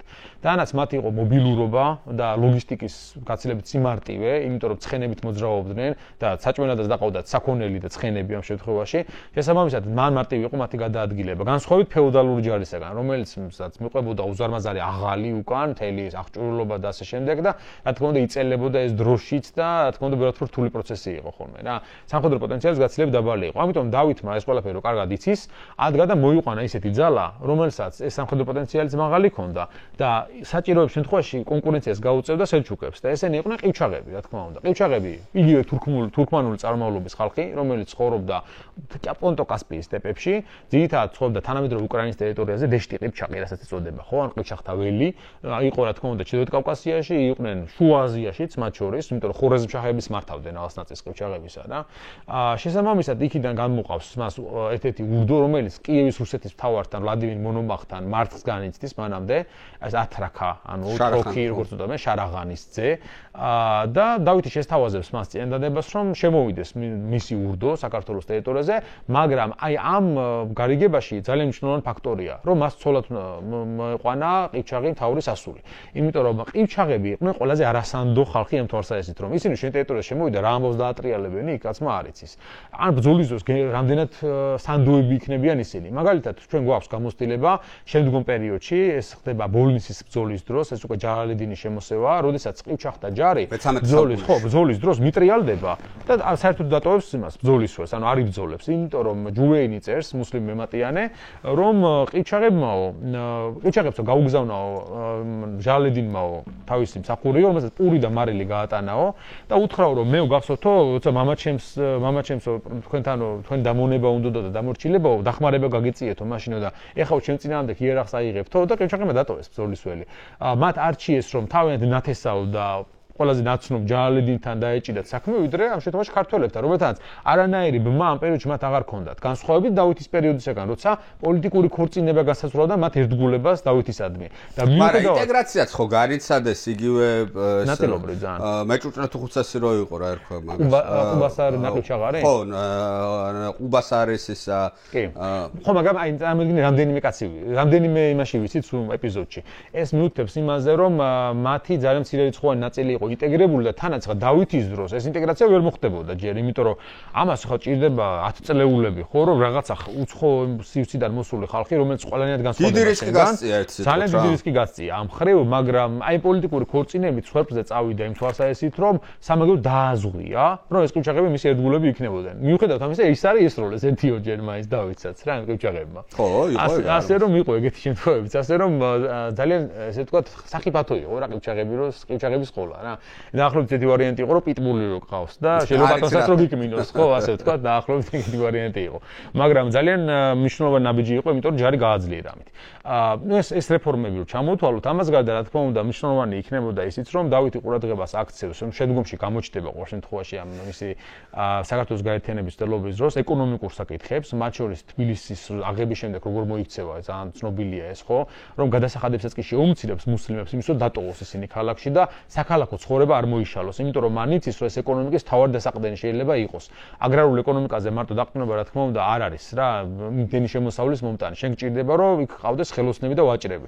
ამისთვის აკეთებს მერე გორსაც ის, ხო, იმიტომ რომ გორი გადაიქცევა სომხების. თუ არ ხდება მათეულ ხაეცი წერს, ხო, მაგაზე რომ გორი დავითმა აუშენა სომხებს.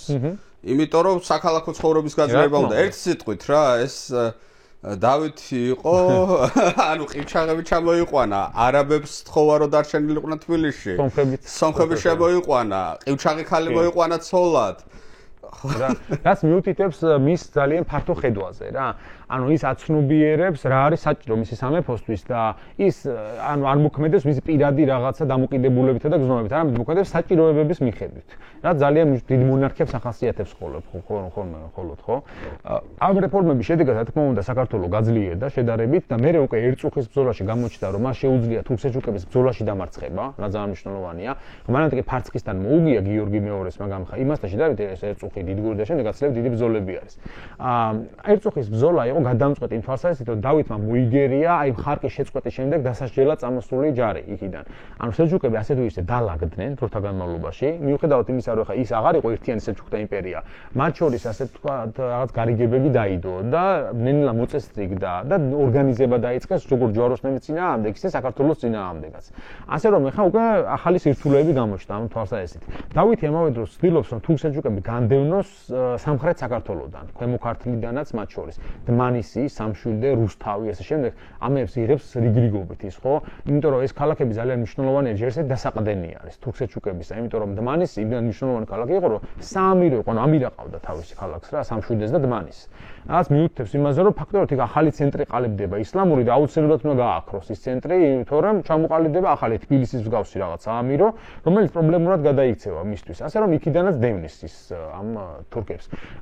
რა თქმა უნდა, მიზანი, მთავარი მიზანი არის საქართველოს გაერთიანება, რასაც მოყვება ერწუხის მერე მალევე კახეთის შემოერთება, კახეთ-ჰერეთისა და ეს მოხდება ზედაზნის ციხის დაკავებით პირველ რიგში, რომელთა სტრატეგიული მას შეიქმნის პლაცდარმს, რომ დაიკავოს კახეთ-ჰერეთი და თანაც პოლიტიკური სიტუაცია აშკარად მის სასარგებლოდ მეტყოლებს, ის რომ კახეთ-ჰერეთის მეფეებიც, აი ეს კვირიკიანები, უკვე ხედავენ, რომ არანაირი გამოსავალი აღარ არსებობს ფაქტობრივად ამ სიტუაციაში. მათ აღიარონ დავითის უზენაესობა, ასე ვთქვათ. და მოხდება საკმაოდ უმკივნეულოდ კახეთ-ჰერეთის შემოერთება, რითაც უკვე ალყა იკვრება თბილისის გარშემო. თბილისი ამ დროს ძალიან საინტერესო ფენომენი არის რა, მას არ ყავს ამირა. თბილისს ამირა მართავდა 400 წლის მანძილზე არაბების ხელშია და ამირა მართავდა, აღარ ყავს ამირა. ბოლო ამირა სითილ არაბი იყო და ამის შემდეგ ქალაქს მართავდნენ თბილელი ბერები, როგორც წოდებენ ხოლმე. სხვადასხვა ვერსიები ვინ იყვნენ თბილელი ბერები. მან ყველაზე სანდო არის რომ უხუცესი ვაჭრები იყვნენ, რომლებიც აი ქალაქში სიტუაციას განაგებდნენ, იმიტომ რომ მე ესეთი ვერსიას მინახავს რომ ბერები იყვნენ, უშუალოდ. შანსი არ არის ხარ, მუსლიმური ქალაქია, ქალაქი არის, ხო რა თქმა უნდა. შესაბამისად ეს არის ადგილობრივი საბჭო რა, საქალაქო როგორც კართაგენს ყავდა მაგალითად სავაჭრო რესპუბლიკას, ან ვენეციას და ასე შემდეგ, ხო? ანუ თბილისი ფაქტობრივად რესპუბლიკა არის რაღაცა ამ პერიოდში და მართავს ეს ოლიგარქიული რესპუბლიკაა, მოკლედ ვთქვათ რა. და თბილისელებს რა თქმა უნდა საფრთხე იგრძნეს, რომ დავითი საცალო მოადგება ამ ქალაქს. მაგრამ არ ჩქარო სხვადასხვა ძალიან საინტერესოა რომ 1122 წლამდე მაინც ხელი არ მოკიდა თბილისს, გარშემო კი კრავს ამ იმას, ნელ ავიწროებს, მაგრამ ქალაქს არ იღებს, ესე უწევ. არა და თითქოს აი შეხედოთ ისტორიას გადავხედოთ ბაგრატ მეოთხის დროს, აღებულიც კი ქონდა ბაგრატს ერთი პერიოდი ქალაქი და მე უკან დათმო ეს ქალაქი, იმიტომ რომ იფიქრა რომ ვეღარ შევინარჩუნებო რა. კი არა ლიპარიტმა ტყვედ მიუყვანა თბილისის ამირა და მან გაათავისუფლა შემდგომში. არა აქ თავი რა არა, უკეთ ქალაქის დაკავების თან, იმიტომ რომ რეაქციასაც ელოდება ისლამური სამყაროსგან. მე როცა თბილისს აიღებს, იმიტომ რომ თბილისი არის უმნიშვნელოვანესი ქალაქი აბსოლუტურად კავკასიაში მუსლიმებისათვის და ეს არის საშუალო ცნობილი აღმოსავლეთიდან გოჩა ჯაფარიძეს აქვს ესეთი სტატია ნისბა ათ თიფლის, ასე ქვია. ნისბა იყო ეთნიკურობის და აი ადგილმდებარეობის აღნიშნული დანამატი სახელსა და გვარზე, საიდანაც იყო ესა თუ ის პერსონაჟი რა, ანუ ისტორიული პირი. და ეს ნისბა თიფლი შუა საუკუნეებში უამრავი ადამიანი არის ისტორიულ წყაროებში დაფიქსირებული. თბილისელი, ქართულად ვთქვათ თბილისელი, ეგრე ქვია. თბილისელი მუსლიმები, ესე იგი ასობით არის ისტორიულ წყაროებში, ზოგი ქიმიკოსი, ზოგი ფიზიკოსი, ექიმი, ისტორიკოსი და ასე შემდეგ რა, ამ პერიოდში და ეს მიუთითებს რამდენად დიდი კულტურული ცენტრი იყო მუსლიმებისათვის ახლა ეს ქალაქი და ასე რომ მისი აღება და ეს ინტეგრაცია ესე მარტივი არ არის. ამიტომ ყველაფერი მოათავო, მანამდე რომ მე ეს ამას მიადგედა. ეს მოსათავებელი ამბავი იყო ზუსტად დიდგორის სამხედრო კამპანია. ნიკა, სანამ დიდგორზე გადავალთ, მანამდე აი ეს ფაქტორიც რომ აღნიშნო გელათი რა, გელათი მინდა ცალკე ვთქვათ, იმიტომ რომ გელათში აკადემიას ანუ უმაღლეს სასწავლებელს აარსებს. კი ბატონო. ეხლა უმაღლეს სასწავლებელი მსმენელს უთხრათ, რატო იქნება? ჯერ ერთი ეს არ არის რაღაცა ერთიანი ეროვნული გამოცდები და ეს კი არ არის, აქ ეს არის შუა საუკუნეების, ხო, რა, ეს არის მხოლოდ ფეოდალურ და მაღალ ფეოდალურ და მაღალ სასულიერო წოდებაზე ორიენტირებული ეკლესია მონასტერთან არსებული საგანმანათლებლო ცენტრი, თუმცა სკოლები არსებობს, გამიგე და სკოლაში იმდენი ცოდნა რო იქნება, რაც სკოლაში ვეღარ ეტევა, შემდეგ იქნება უნივერსიტეტი, ხო და პრინციპში ამავე მე-12 საუკუნეში ევროპაში ჩნდება პირველი უნივერსიტეტები, ბოლონია არის პირველი.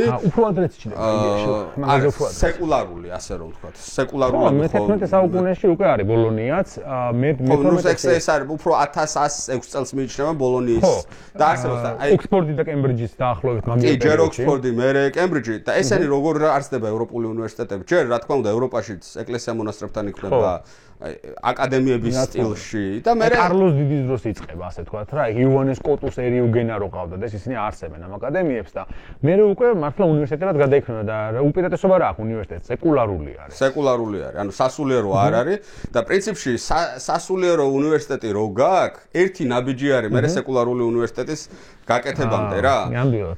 ხო და ანუ ეს არსდება დავითის დროს, არსდება სავოთყოფო იგივე გელათში და თვითონ გელათი შენდება. როგორც მეფეთა საძვალეთან. და როგორც მეფეთა საძვალე, ხო რაღაცა კულტურული ცენტრი. საგვარეულო შეუქმნა, ასე ვთქვათ, რაღაცა ცენტრი, რომელშიც ისინი, ანუ იქნებოდა მათ მოღვაწეობასთან დაკავშირებული ეს ყველაფერი, განათლებაც იქნებოდა ცენტრი ამ შემთხვევაში, რაღაცა ხალხი დასახმარებლად ეს ყველაფერი და საბოლოო ჯამში ისიც რომ ის მეფეებიც იქნება დაკრძალულიყვნენ სამაგიეროდ მისი მემკვიდრეები რა, ვინც იქნებოდნენ.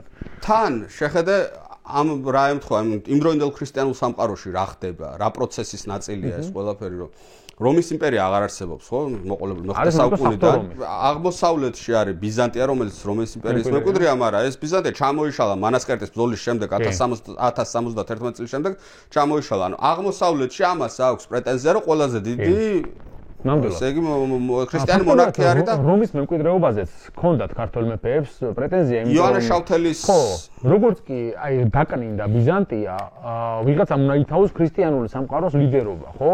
და ქრისტიანული სამყაროს ლიდერობა და რომის იმპერატორობა ერთი და იგივე არის ამ შემთხვევაში, იმიტომ რომ უნდა იყოს ერთი ღმერთი და ერთი იმპერატორია, ხო? შესაბამისად, შენ ამ შემთხვევაში ვინ დარჩა აღმოსავლეთში, ვინც შეუძლია ქრისტიანების მართველი იყოს და დამცველი? ქართველი მეფეები ამ შემთხვევაში, იმიტომ რომ ბიზანტია ძალიან მძიმე მდგომარეობაშია. თუმცა ამ პერიოდში დავითის დროს ასე თუ ისე ბიზანტია გამოიხედა თვალებიდან. ალექსი კომნენოსი არის იმპერატორი, რომელიც ერთ-ერთი ყველაზე გამორჩეული ფიგურაა ალბათ ბიზანტიის ისტორიაში და რომელიც იწყებს პერიოდს, რომელსაც ქვია კომნენოსების რენესანსის პერიოდი, იმიტომ რომ კომნენოსებმა ჯვაროსნულ ლაშქრობებს ისარგებლეს და მცირე აზიიდან დიდი ნაწილიდან განდევნეს სელჩუკები. იმიტომ რომ მათაც ისარგებლეს სამჩამოშლეს, ასე ვთქვათ, მაგით კი ნამდვილად. შესაბამისად, აი ამ პერიოდში შეგვიძლია ვთქვათ, რომ დავითი და ალექსი კომნენოსი არის ყველაზე გამორჩეული ფიგურები აღმოსავლეთ ევროპასა და ახლო აღმოსავლეთში ზოგადად. თუმცა დავითმა კურაპალატის წოდებაზე უარი თქვა და თვითონ, აი ახლა როგორც იოანე შავთელთან წერია რა რაღაც ახალი ათინას, ანუ ახალი საბერძნეთის და ესე იგი რომის ლიცეუმი, ლიკეიონი. ხო და იერუსალიმის პრეტენზია აქვს, ხო რომ ეს იერუსალიმი საქართველოში არის. მერე ეს რუსები წაიღებენ მაგ იდეებს და მესამე რომის იდეას რუსეთში გამოაცხადებენ სადღაც 16 საუკუნის შემდეგ, მაგრამ მანამდე ეს საქართველოში არის ეს იდეა და თან ამას პარალელურად ემთხვევა რომ დასავლეთ რომის იმპერია იმპერია კი აღარ არის, მაგრამ საღვთო ომის არსებობს და იწყება ეს ჯვაროსნული რაშობები, ხო? რომ თუ დასავლეთში არიან ჯვაროსნები, აღმოსავლეთში არის დავითი და ესენი მოკავშირეობენ კიდეც ერთმანეთთან. კი. სულ მცირე ბუნებრივად მაინც მოკავშირეები გამოდიან ყველა ვარიანტში რა.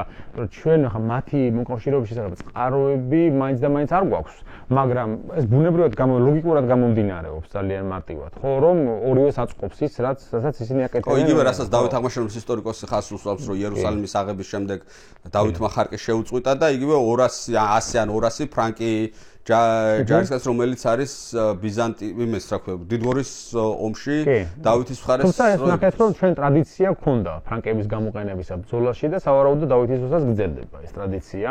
გიორგი მეურძის არ ჩანს წყაროებში, იცი რა არის საერთოდ ჩვენთან მემატიანებით საკმაოდ სიტყვა ძუნწები არიან ხოლმე სამწუხაროდ.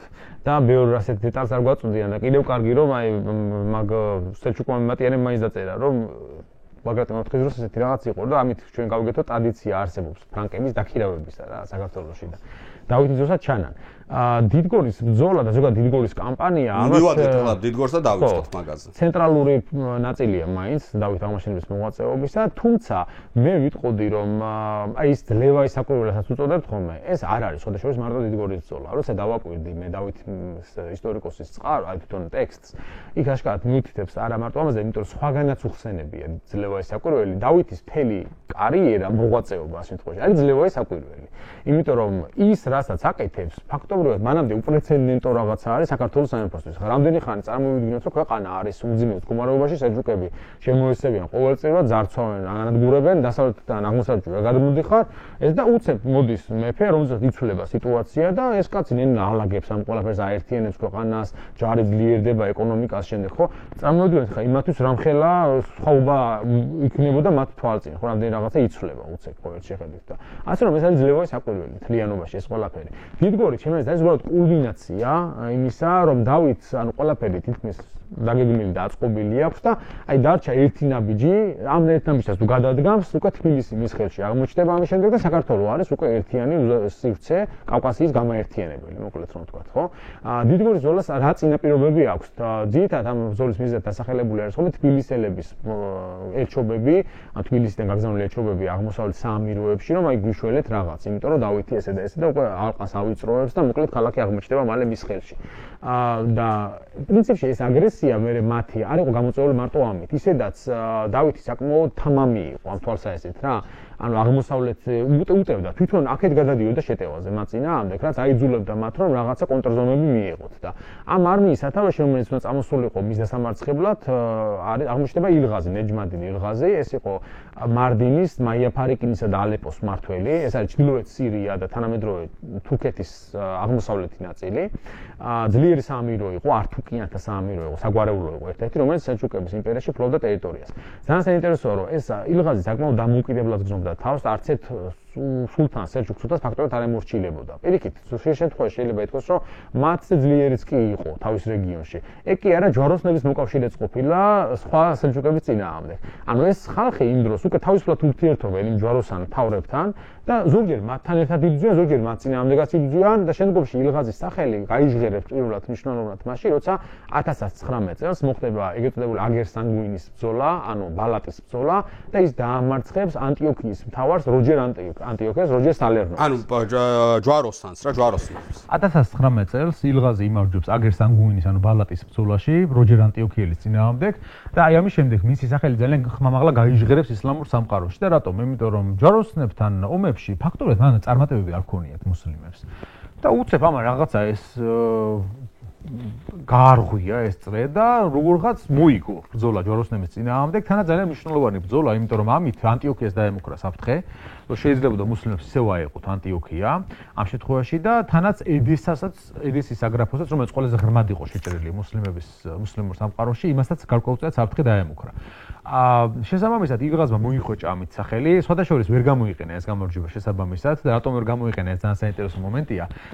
მისი ბიოგრაფიაში ძალიან საინტერესო ისტორიკოსი ასეთ კეროლ ილდებრანდი, რომელიცაც აღწერილი ილღაზზე ვრცელი ნაშრომი ძალიან, ასევე კოჩა ჯაფარიძეს და ისინი მიუთითებენ, რომ ილღაზმა ასე ვთქვათ დრო დაკარგა ამ ბრძოლის გამარჯვების შემდეგ და ის თურქმანი მომთაბარეები, რომლებიც მას თავის ჯარში ყავდა, დაეშალნენ ამ დროს, დაეფანტნენ. ეს მიუთითებს აი სელჩუკთა არმიების ხასიათზე.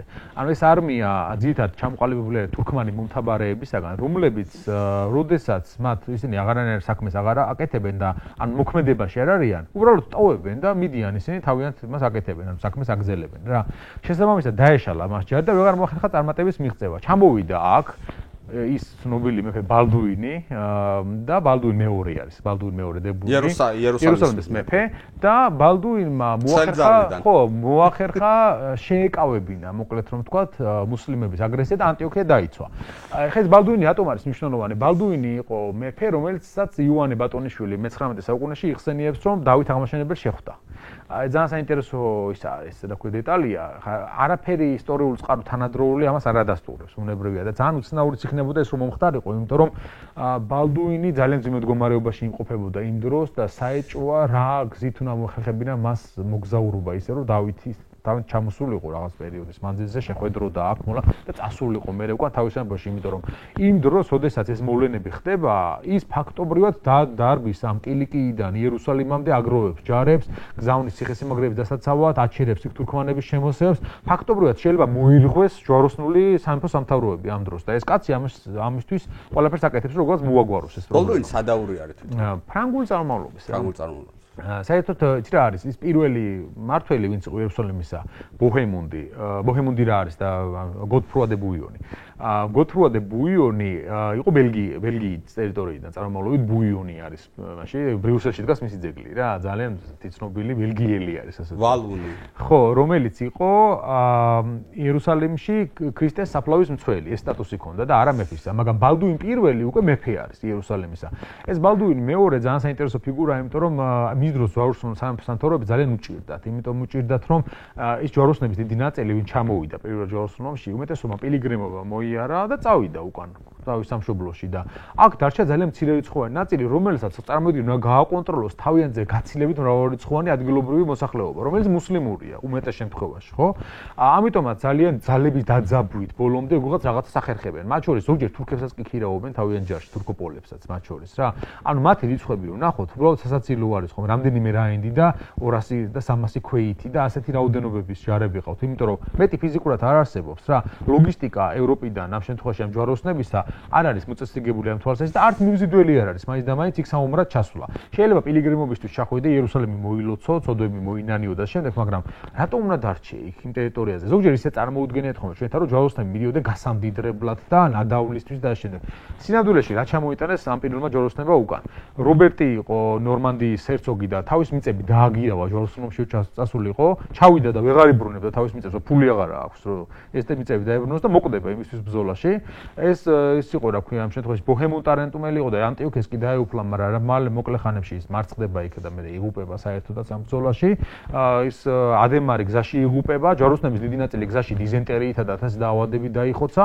ფაქტობრივად აქ წასვლა ჯვაროსნულ ომში თავის გადადებასაც ნიშნავდა რაღაც თვალსაზრისით. ეს არ იყო ესე რომ აი წავედი და გავმდიდრდე რაღაც აღმოსავლეთში. არც იქ იყო ესე მართლა დინარები კი არ მოდიოდა და უქროსისა ხო რაღაცა წვიმა. შესაბამისად მას მართლა ძალიან ღრმა რელიგიური საფუძველი ჰქონდა საღვთო ომის იდეოლოგია, რომელიც ევროპაში არსებობდა. შესაბამისად სხვა ვარიანტში ისინი იქ ესე წავიდოდნენ, რა თქმა უნდა. დღეს კი ხა ძალიან არის გავრცელებული თანამედროვე გადამოსახედიდან იმ მოვლენების შეფასება და წარმოუდგენთ რომ მთელი ეს პაპი და მასონები და რაღაცები ისხდნენ და გეგმავდნენ რომ აი ეგ ტერიტორიები გაენაწილებინათ რაღაც სავაჭრო გზები და შემდეგ, მაგრამ რა თქმა უნდა ხა ესე შუა საუკუნეების გადამოსახედიდან ნამდვილად არ იყო და შესაბამისად ჯვაროსნული იდეაც ამას უკავშირდება.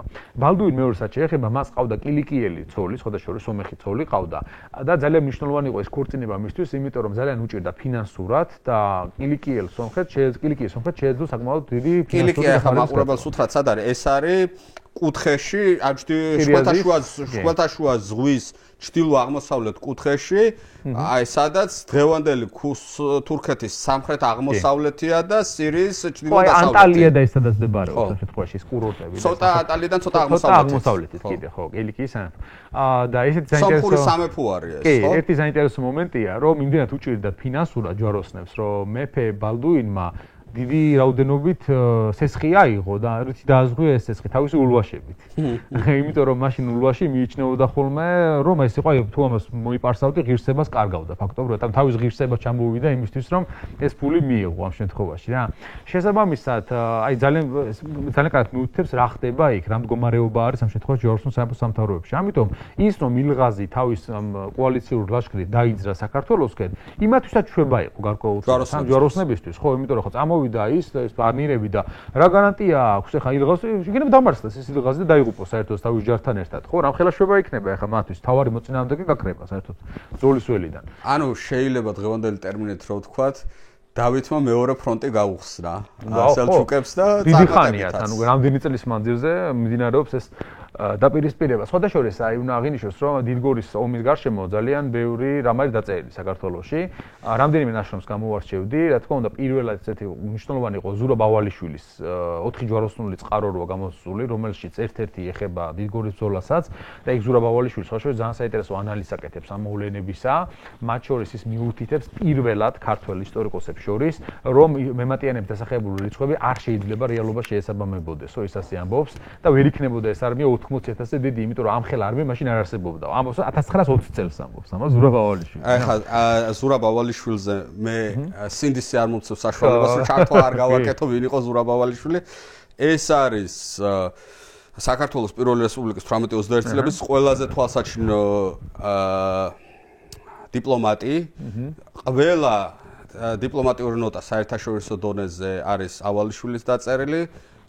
ის მონაწილეობდა 1918 წელს რო იყო ბერლინში დელეგაცია იქ, იყო პარიზის სამშვიდობო კონფერენციაზე, მე ლონდონის, სან-რემოს კონფერენციებზე და ნუ მოკლედ აი ამ პირველი რესპუბლიკის დიპლომატიის ყველაზე კაშკაშავარსკვლავი და ამავე დროს ზურაბ ავალიშვილის ჰქონდა დაწერილი, მისი სადოქტორო დისერტაცია იყო საქართველოს მიერთება რუსეთთან.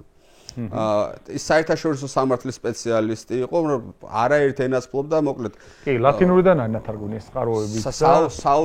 საოცრად განათლებული კაცი იყო, რომელმაც მე ემიგრაციაში დაასრულა. კი, ჩემი ერთ-ერთი ყოველი ნაშრომი იყო ხოლმე, ყოველთვის მისი ეს 4 ჯვაროსნული წყაროაც აქვს, ჯვაროსნთა და დროიდან ამ შემთხვევაში განანერი, მათ შორის მან თარგმნა ანსელუსის წერილები, ცნობილი, რომელშიც აღწერილი არის დავითის ქვრივის მიერ ძელი ცხოვლის ნაწილის გაყიდვა იერუსალიმში, რომელიც მე პარიზში გაიგზავნა, პარიზის არქიეპისკოპოს გალონთან. შესაბამისად, ძალიან მნიშვნელოვანი ახალი დოკუმენტები შემოიტანა მან თავის ძოზე ქართულ ისტორიოგრაფიაში.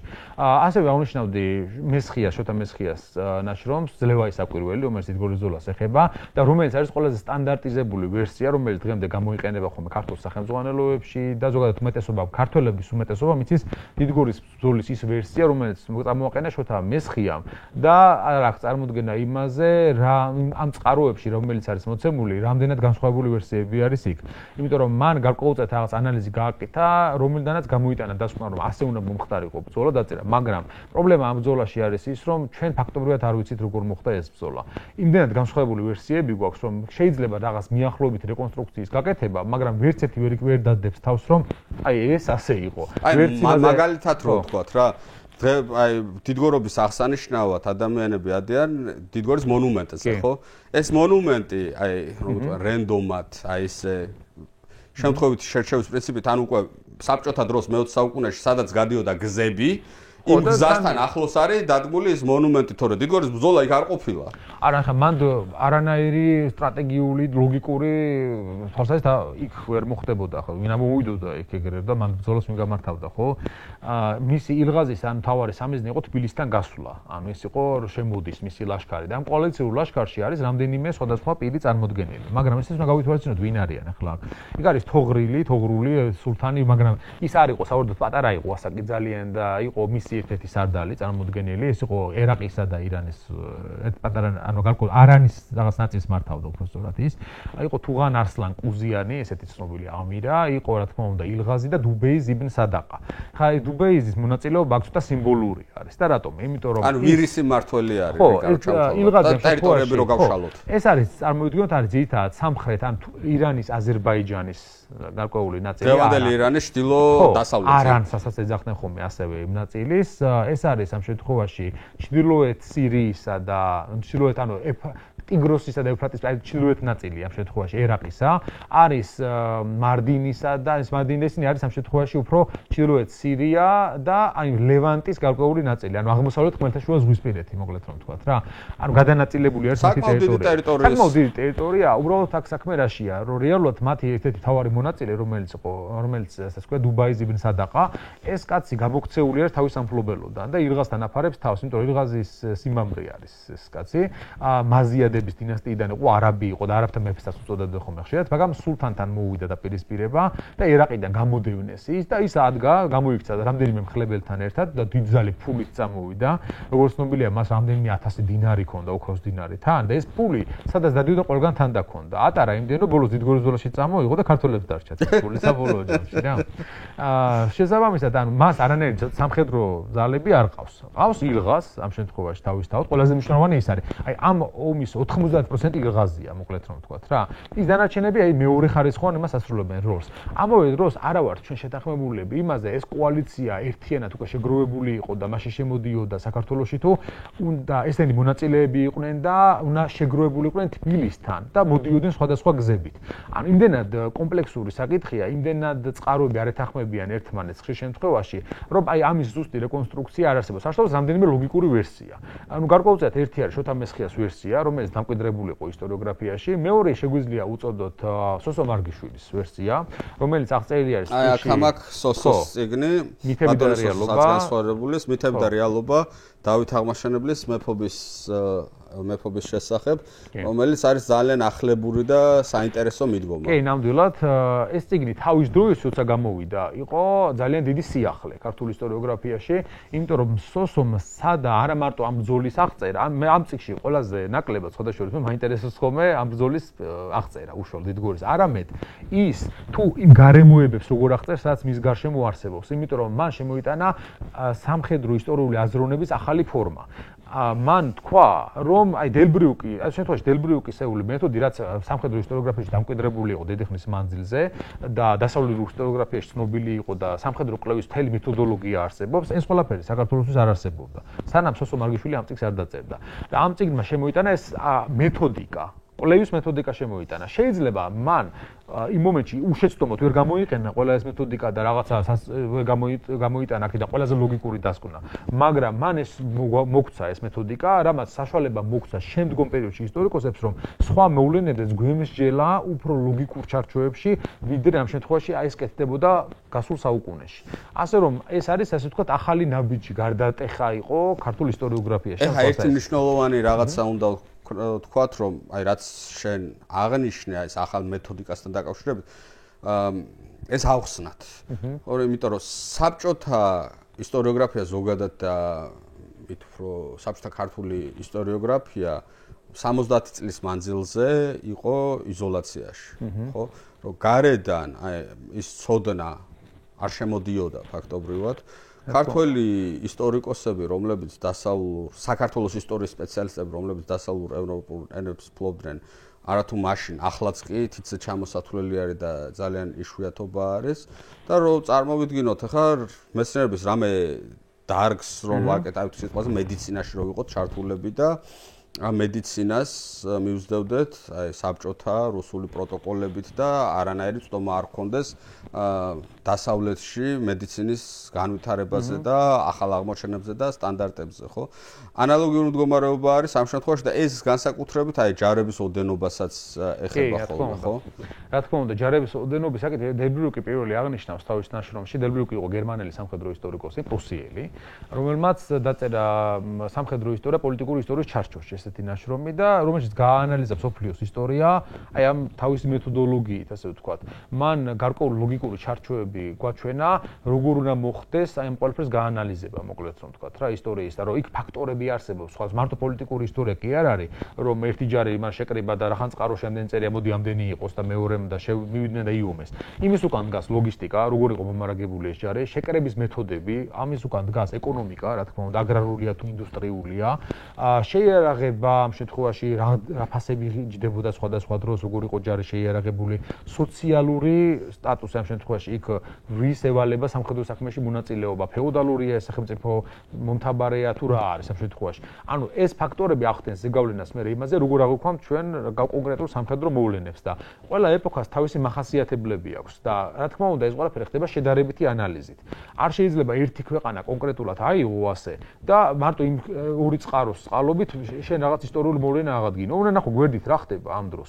იმიტომ რომ შენ იქ ამოვარდნილი კი არა ხარ ამ სიცოცხლე რაღაცა უცხო პლანეტაზე კი არა ხარ. აი ის რაც შენთან ხდება ერთი წლის წინ მოხდა მეზობელ სახელმწიფოში. ორი წლის წინ კიდე სხვა სახელმწიფოში. ან შენს მერე კიდე რამდენიმეში, ხო? ეხლა როცა ვიცით ჩვენ რომ მანასკეტის ბრძოლაში თურქ-სელჩუკთა სულთანს გადამწყვეტ ბრძოლაში ყავს 20000 კაცი, სალადინს ყავს 23000 კაცი ჰატინის ბრძოლაში, სირიისა და ეგვიპტის გაერთიანებული სახელმწიფოს მმართველს, ხო? ახლა იქ იმაზე საუბარი რომ უცებს სადღაც პლანეტიდან ჩამოვიდა უკვე უცხო პლანეტელებმა ჩამოსვეს 500 და 300 და 100 კაცი. ეხლა კიდე ერთი ეხლა ოსმალეთის იმპერია ბიუროკრატიული სახელმწიფო იყო და ძალიან აღიწერებოდა და მათი არქივები არც არასდროს არ დამწვარა და მოკლედ მონაცემებს ის კარგი შემნახავი იყო ოსმალეთის იმპერია და აი ყველაზე დიდი ბრძოლა რომელიც მათ გადაიხადეს იყო ალბათ მოჰავჩის ბრძოლა რომელთაც მან უნგრეთი ბუდაპეშტი დაიპყრეს, ხო? და ოსმალეთის იმპერია ამ დროს სულეიმან დიდის მმართველობის ქვეშ არის და არის ზენიტში. სამი კონტინენტის იმპერიაა და თუ არ ვთქვი 56000 მებრძოლი ყავდა, აი ამ ხელა იმპერიას ყველაზე მნიშვნელოვან ბრძოლაში. რა შეასაქმე იცი? ხა აქ გათვალისწინებული არის ხომ კიდე რომ სამხედრო პოტენციალი და ქაღალზე არსებული რიცხვი და მე ბრძოლის ველზე გამოყვანილი არის ერთმანეთსაგან რადიკალურად განსხვავებული ფენომენი.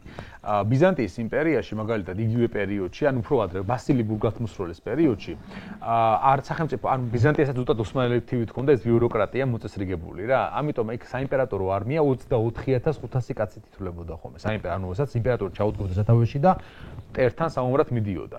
და გავითვალისწინოთ უნდა ეს ყველაფერი რა თქმა უნდა მაშინ, როდესაც ჩვენ ლოკალურ მოვლენებზე ვსაუბრობთ. ამ შემთხვევაში ისეთი როგორიც არის ეს დიდგორი, შამქორი, ბასიანი და ასე შემდეგ. ხა საქმე რაშია? აქ პრობლემა ჩდება ხოლმე დამოკიდებულებაში შემდგომში, იმიტომ რომ რა თქმა უნდა როცა ეს ყველა გარემოება არ იცი, იმ კონკრეტულ შემთხვევაში რაღაცა რიცხვი რომელიღაცა ისტორიკოსმა ბევრი დაწერა და რატომ არ უნდა იყოს ეს, მე ვფიქრობ. როცა დანარჩენი ყველაფერს ითვალისწინებ, მე სხვანაირად აქვს ეს ყველაფერი წარმოქმნილი თავისთავად, ხო? ამავე დროს ჩემს აქ პრობლემა ის არის, რომ ამ დროს წარმოუდგენთ, რომ სხვა ქვეყნებში და სხვა სივრცეში ხდებოდა ამაზე გაცილებით დიდი მოვლენები მაშინ. და ეს დაკნინებულია. ეს კი არ არის დაკნინებული. ის სხვებიც მაგ მასშტაბებში იყო. ამაშია პრობლემა.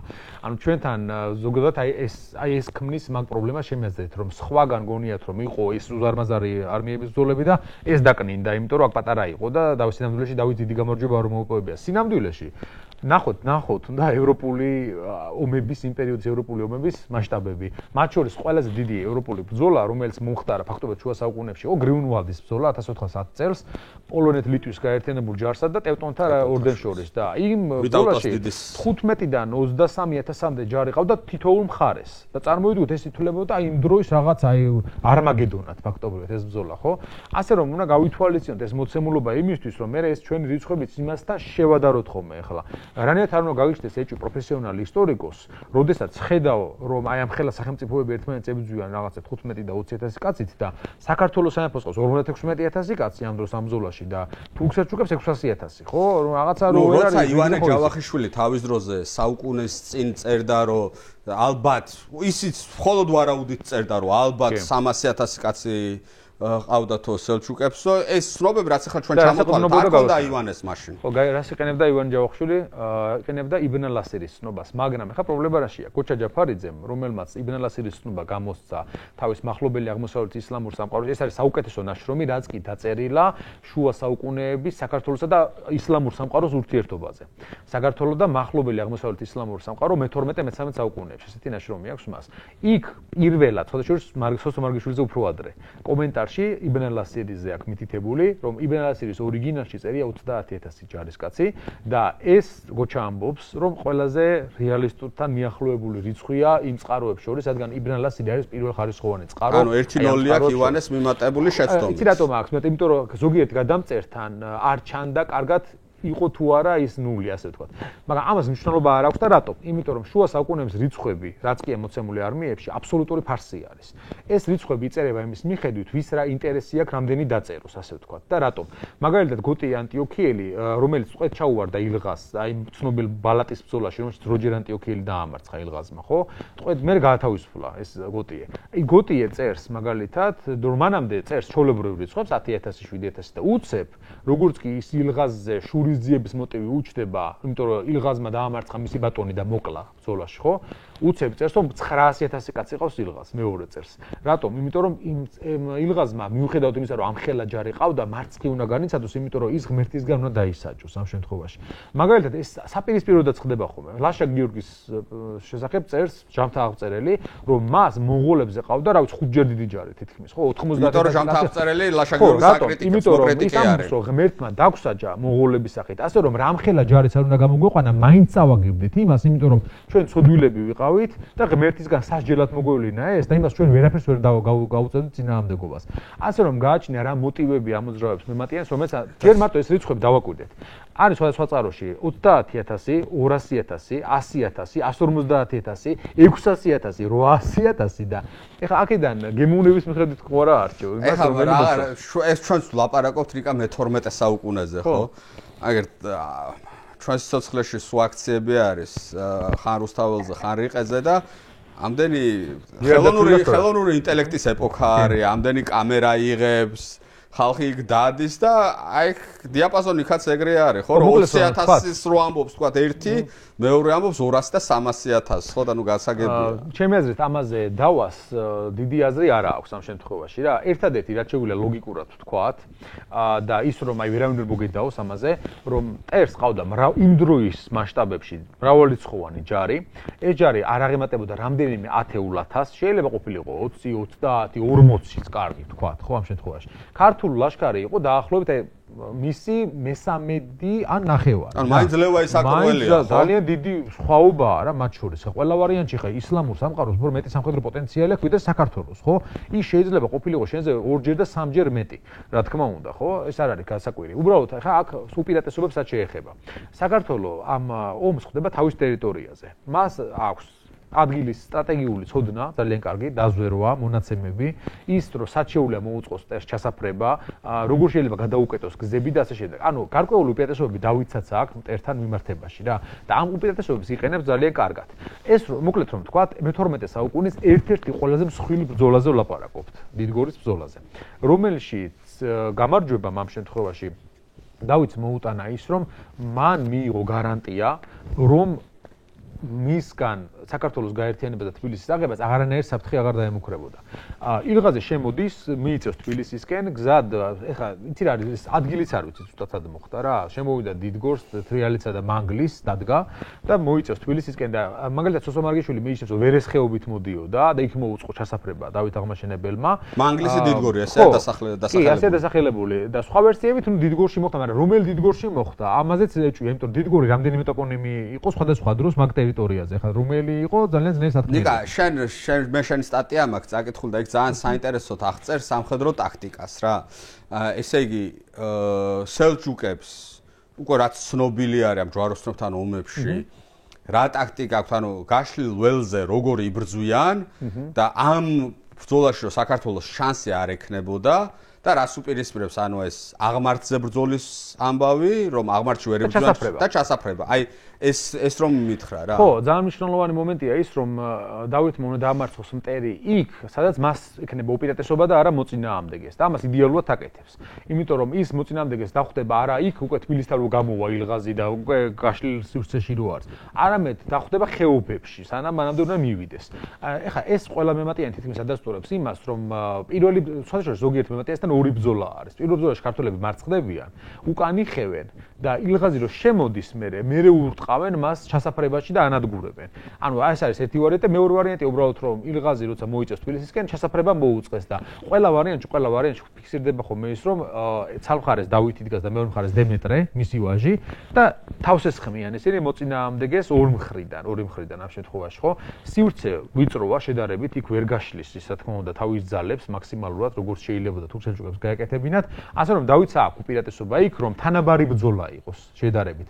ანუ ერთი კაცი ერთის წინააღმდეგ დადგეს ამ შემთხვევაში გარკვეულწილად, ვიდრე ის რომ თურქებმა ტრეებზე იტრიალონ და ისრები ესროლონ იმას მტერს, ხო? ანუ ისინი ისვრიან ფაქტობრივად ცხენიდან შეუძლია თავისუფლად რომ იმუშაონ, ასე ვთქვათ, ისრებით, ხო? პარტიული გასროლასაც ეწოდებოდა, ეგრეთ წოდებული, უკანიდან გასროლა ამ შემთხვევაში, ხო? ასე რომ ეს იყო მათი უპირატესობა, ხო? ჯერ ცხრილავდნენ მოწინააღმდეგეს ისრებით, ნახევარმთვარისებურად ესე და მერე გადადიოდა შეტევაზე მთავარი ძალები ამ შემთხვევაში, კავალერია, მძიმე კავალერია, ანუ გვერდებიდან ესვრიან და მერე ქვემოდამდის ხშირავენ მოწინააღმდეგეს და ღლიან რა, რასაც ქვია. მერე უკვე გადადიან შეტევაზე და უკვე ამ დაფანტულ მოწინააღმდეგეს გამოხშირულს უკვე ამარცხებენ. მაგრამ ეს არ გამოუვიდოდათ ამ შემთხვევაში, ისეთ ლანდშაფტზე მოხდა ბრძოლა და დავითმა ძალიან იდეალურად შეარჩია ეს ლოკაცია. სავარაუდოდ ხა ჩასაფრება თუ ეს მარგიშვილი მიჩნევს კოლონაზე თავდასხმა იყო და არა უშუალოდ ველზე, ანუ გაშლილ ბრძოლა. კოლონაზე თავდასხმა კიდევ უფრო ამარტივებს მოცემულობას. მოწინააღმდეგე თუ მოდის სამარშო კოლონით, ამ დროს ის საბრძოლოდ მზად არ არის. ამ დროს რო პატარა რაზმის დაესხას თავს ამ კოლონას, ის ამ კოლონა აუცილებლად დაირევა, მოიშლება ეს ყველაფერი და შეიძლება დაიწყოს ჩაიკეტება რა, ერთმანეთს ჩაკეტავენ. უკან დახევა შეიძლება დაიწყოს და ეს ბრძოლა სხვადასხვა წყაროებით, ახლა მაგალითად დავით ისტორიკოსი 3 საათს წერს. 3 საათი გაგრძელდაო ეს ბრძოლაო, 3 ჟამს უნდა. 3 საათი არც ისე ხანგრძლივი არ არის ამ ხელა სამხედრო მოქმედებებისათვის რა. იმიტომ რომ ახლა კოლონაზე თავდასხმაც რო ყოფილიყო, მის დევნას, მერე განხორციელებას ამ ყველაფრისა დაჭირდებოდა ეს დრო. ახლა მამუკაწორძომიას ერთ-ერთი ვერსიით ის ფიქრობს, რომ აი ცხენოსა და შოკური შეტევა მოხდა, იმიტომ რომ ქართული მძიმე კავალერია შეეძლო ხოლმე, როგორც რაინდული ევროპული კავალერია აკეთებდა, იგივე მეთოდით იბრძოდნენ ესენი, წაგრძელებული შუბის შეტევა, შოკური შეტევა, რომელთაც მიაღწიეს ცენტრამდე მტრისა და ილღაზი დაჭერეს. თვითონ ილღაზი ხო დაიჭრა ამ ბრძოლაში, ცნობილი ფაქტია, ხო? შესაბამისად, ახლა მეთაურამდე რომ მიაღწევს, რა ძლიერი შეტევა უნდა განხორციელდეს ძალიან, რომ ეს მოხდეს, ხო? დაჭერეს ილღაზი და არმია თქო და პანიკურად იხევს უკან. ამის შემდეგ ქართველები დევნიან, ბანაკს ხელში იგდებენ უზარმაზარ ნადავს ხელში და ილღაზის და ეს ჯარი გაფანტული, რა თქმა უნდა, გარბის სამხრეთისაკენ. ეს მნიშვნელოვანი იყო ბევრი თვალსაზრისით, ეგეთი პრესტიჟის ამბავი იყო, ხო, რამხელა გამარჯვება აი მუსლიმ საამიროებზე, რომლებიც პოტენციალურად ჯვაროსნებს ყველაზე მეტად ემუქრებოდნენ იმაში. მეორე იყო უზარმაზარი ნადავლი, რომელიც ხელში ჩაუვარდა, მათ შორის დუბაიზის მთელი ეს სიმდიდრე, რაც მან თან წამოიღო. მათ შორის წერევს საალყო იარაღებიც კი ჰქონდა, თუ წამოღებული და ისიც ხელში ჩაუვარდაო დავითო, რა ძალიან მნიშვნელოვანია თავისთავად და ამავე დროს გარანტია მიიღო, რომ მორჩა თბილისს აიღებს რა. და მოახერხა კიდევაც ერთი წელი გავიდა სულ ამ მოვლენებიდან, დიდგორის ძლევაის საყურველიდან და თბილისი ალყაშია მოქცეული, დავითი შტურმით იღებს ქალაქს, მიუხედავად იმისა, რომ აი სამხედრო წინააღმდეგობა არის. წინააღმდეგობა არის. და შტურმით იღებს ქალაქს, რის მერეც ის რა თქმა უნდა მიმართავს შუა საუკუნეების დაუწერელ კანონს. ქალაქი მიეცემა ჯარს, ასე ვთქვათ. ჯარი მოქმედებს ქალაქში როგორც საჭიროა, ძარცავს კიდევაც და არბევს კიდევაც და ძელზეც გაისმევა ვინც საჭირო არის ამის შემდეგ, ხო? წინააღმდეგობა ვინც გაწია, ვინც იყო მეთაურები, ისინი დაისაჯნენ, ბუნებრივია ამ წინააღმდეგობის შემდეგ. იმიტომ რომ ეს იყო მაგალითი იმისა, რომ ქალაქი სარმა გაეწია წინააღმდეგობა ამ შემთხვევაში. და თან სიგნალი იყო სხვებისთვისაც გარკვეულწილად. ხო, ამის მერე ქალაქი ამ შემთხვევაში დავითმა მოიარა, გადასახადების და იმ საკითხი დაარეგულირა, მუსლიმებს ხელი შეუწყო, რომ დარჩენილ იყვნენ ქალაქში, განვითარებულიყვნენ და ფაქტობრივად ამით დაამთავრა მან პოტენციალურად საქართველოს გაერთიანება. დარჩა რამდენიმე ქალაქი, რომელიც მომდევნო წლებში აიღო და 1124 წლისთვის ის იმდენად შორს წავიდა, რომ ლაშქრობს აზერბაიჯანის ტერიტორიის სიღრმეში. იმდენად სიღრმეში, რომ ყივჩაღებს შეუსწევს ჯერ იმ ტერიტორიას, მე თვითონაც გადადი შეტევაზე, ამარცხებს იქ ადგილობრივ სულთანს მაჰმუდს და საბოლოო ჯამში ის 1125 წლისთვის ტოვებს საკმაოდ ძლიერ სახელმწიფოს, რომელიც გადაჭიმული არის ნიკოფსიიდან და რუბანდამდე. საზღვრებზე მინდა რა, რომ გავამახვილოთ ყურადღება. ქართველების კოლექტიურ მეხსიერებაში რო გავაჩეროთ, გავიდეთ ქუჩაში და რიგით ქართველი გავაჩეროთ რა, საშუალო სტატისტიკური ქართველი რა არის საქართველოს ისტორიული საზღვრები რო იკითხო, ეტყვის ნიკოფსიიდან დარუბანდამდე. მინდა რომ ეს ავხსნათ. ჯერ ერთი წყაროში წერია ნიკოფსიიდან დარუბანდის ზღვამდე. და ამ დარუბანდის ზღვას რაღაც სხვადასხვა ინტერპრეტაციას აძლევა, ხო, რომ შეიძლება იყოს დარუბანდის ზღვრამდე, ან დარუბანდის ზღვა არა ქალაქი დარუბანდი, არამედ კასპიის ზღვას ეწოდებოდა. და იქაც ფაქტობრივად საქართველოს ან ქართული ჯარი ჩერდება 2 წელიწადი, ხო, 2 წელიწადი ჩერდება იქ, მერე გამოდვართ. საქართველოს ისტორია 3000 წლიანი არის და 3000 წლიდან მხოლოდ 2 წელი რო იყავი სადღაც და თან შენი მოსახლეობა არ ცხოვრობს იქ, შენი ისტორიული ტერიტორია ბუნებრივად ვერ იქნება. ეს ერთი, მეორე ნიკოფსი არის თანამედროვე ტუაფსე. დაახლოებით, ანუ ამ და ოვსეთიდან არაგაწამდე. ოვსეთიდან არაგაწამდე. ხო, არაგაწი, ანუ ოვსეთი, ხო, სევანის ტბა სადღაც და თან ამ დროს დავითი აშენებს, აი როგორც თქვით, მაშინ ახლა თანამედროვე ნაციონალიზმი არ არსებობს რა, მოდერნული ნაციონალიზმი რო რაღაც პასპორტი მაქვს, სადაც მიწერია რომ მე ქართველი ვარ და ასე შემდეგ, ხო, როგორც თქვით, დავითი ჩამოასახლებს ამ ყივჩაღებს, იცქორწინებს ყივჩაღზე, არაბებს ტოვებს თბილისში ვაჭრებად, სომხებს უშენებს გორს, ქალაქ გორს და ამ სომხეთის ინტეგრაციას ცდილობს ამ რაღაც ერთიან დიდ სამეფოში, იმიტომ რომ სომხებიც არიან, აი რაღაც გამოხსენე. ქრისტიანები არიან სომხებიც. უნდა გვეხსენებინა ჩვენ აუცილებლად ტაშիր ძორაკეტის სამეფო. ლორეს სამეფო, რომელიც იყო სომხური სახელმწიფო, რომელიც არსებობდა თანამედროვე ლორეს ტერიტორიაზე, ხო? ანუ რასაც ჩვენ ლორეს ვეძახით, მაგრამ ტაშիր ძორაკეტის სამეფო იყო თავის დროზე. მისი ინტეგრაცია ზუსტად დავითის დროს მოხდა საქართველოს საზღვრებში, ასე ვთქვათ რა. სომხებს შირაქის სამეფოს ეძახიან თუ არ ტაშիր და ძორაკეტი. ბაგრატუნები იყვნენ მე-11 საუკუნემდე მაგათი მეფეები. კი, მათი მეფე ყველაზე ცნობილი სხვადასხვა დავით ანჰოლინი რო იყო, რომელიც უმიწაწყლოს უწოდებენ ხოლმე ხშირად. აი სოფლის ისტორიაში ორი ეგზეთი მეფე არის. ჯონი და დავითი ანჰოლინი, ანუ დავით უმიწაწყლო ამ ტაშիր ძორაკეტის მეფე და ეს ტერიტორიას დავითის დროს, დავით აღმაშენებლის დროს ხდება ინტეგრაცია ქართულ სივრცეში, ასე ვთქვათ, ამ სამეფოს, იმიტომ რომ სამეფო დიდი ხანი არსებობდა საკმაოდ, ხო? მე-11 საუკუნის მანძილზე ეს სახელმწიფო არსებობს და ფაქტობრივად ის უფრო მეტად მონაწილეობს ქართულ სამეფო სამთავროების პოლიტიკაში, ვიდრე სომხური სამეფო სამთავროების პოლიტიკაში. იმიტომ რომ სომხური სამეფო სამთავროები ბიზანტიის იმპერიამ გააუქმა მე-11 საუკუნის შუა ხანებში ფაქტობრივად, შემდგომში სელჩუკები მოდიან საერთოდაც და ეს ტერიტორია რჩება, ასე ვთქვათ, და ის მონაწილეობს ამ ქართულ პოლიტიკურ ცხოვრებაში. საბოლოოდ დამთავრდება იმით, რომ დავით აღმაშენებლის დროს როცა ფართოვდება ქართული სამეფო სამთავრო და ერთი სახელმწიფო ყალიბდება, ეს ტერიტორიის ინტეგრაციაც უნდა მოხდეს, იმიტომ რომ ხა ეს ცალკე ხوار დატოვებენ ასეთ იმას. ესე იგი დავითი ამავე დროს იღებს ანისსაც, სომხეთის ისტორიულ დედაქალაქს. კი, ოღონდ დროებით. ყარსსაც, ხო? კი, რაღაც პერიოდის მანძილზე ის იღებს სამხრეთ კავკასიის ბევრ მნიშვნელოვან ქალაქს, მაგრამ დროებითია უმეტეს შემთხვევაში ესენი, იმიტომ რომ ანისისთვის ბრძოლა გაგრძელდა მე-12 საუკუნის ბოლომდე შემდგომში, იმიტომ რომ ეს ანისის დაკავება და შენარჩუნება ძალიან ძნელი იყო, იმიტომ რომ ეს იყო უზარმაზარი ქალაქი იმ დროის მასშტაბებით, იყო სავაჭრო პუნქტი, მასზე გადიოდა აბრეშუმის გზის ერთ-ერთი მონაკვეთი. შესაბამისად, ანისი თანაც ეს მდებარეობდა არა თაგორიან ლანდშაფტზე, არამედ გაშლილ ველზე და თქო უნდა ხა მისი დაჭერა ამ ქალაქის შენარჩუნება, ამ ხელა ისლამურ მასში გარშემო ხო, ზღვაში ძალიან ძნელი იყო.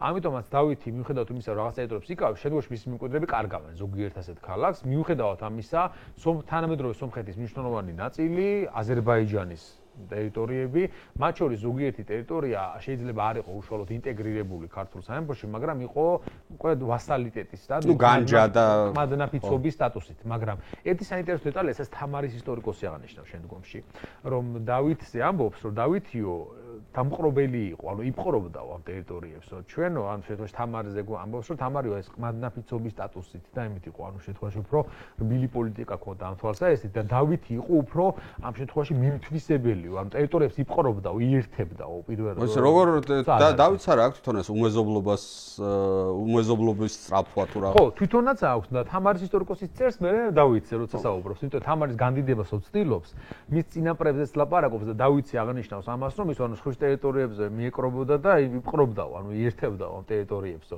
განსხვავებით თამარისგან, რომელიც აი მადნაფიცობის სტატუსით და რაღაცა უფრო ესეთი მეზობლური ურთიერთობით იყო მათთან, რა შედარებით, ანუ მათ პოლიტიკას ადარებდა. და ერთი მნიშვნელოვანი რაღაცა, რომ ამ დროს ეხა სომხები არიან ამ მუსლიმური დომინაციის ქვეშ ძალიან და ამანის არმენების სახელმწიფო რო გაათავისუფლებს.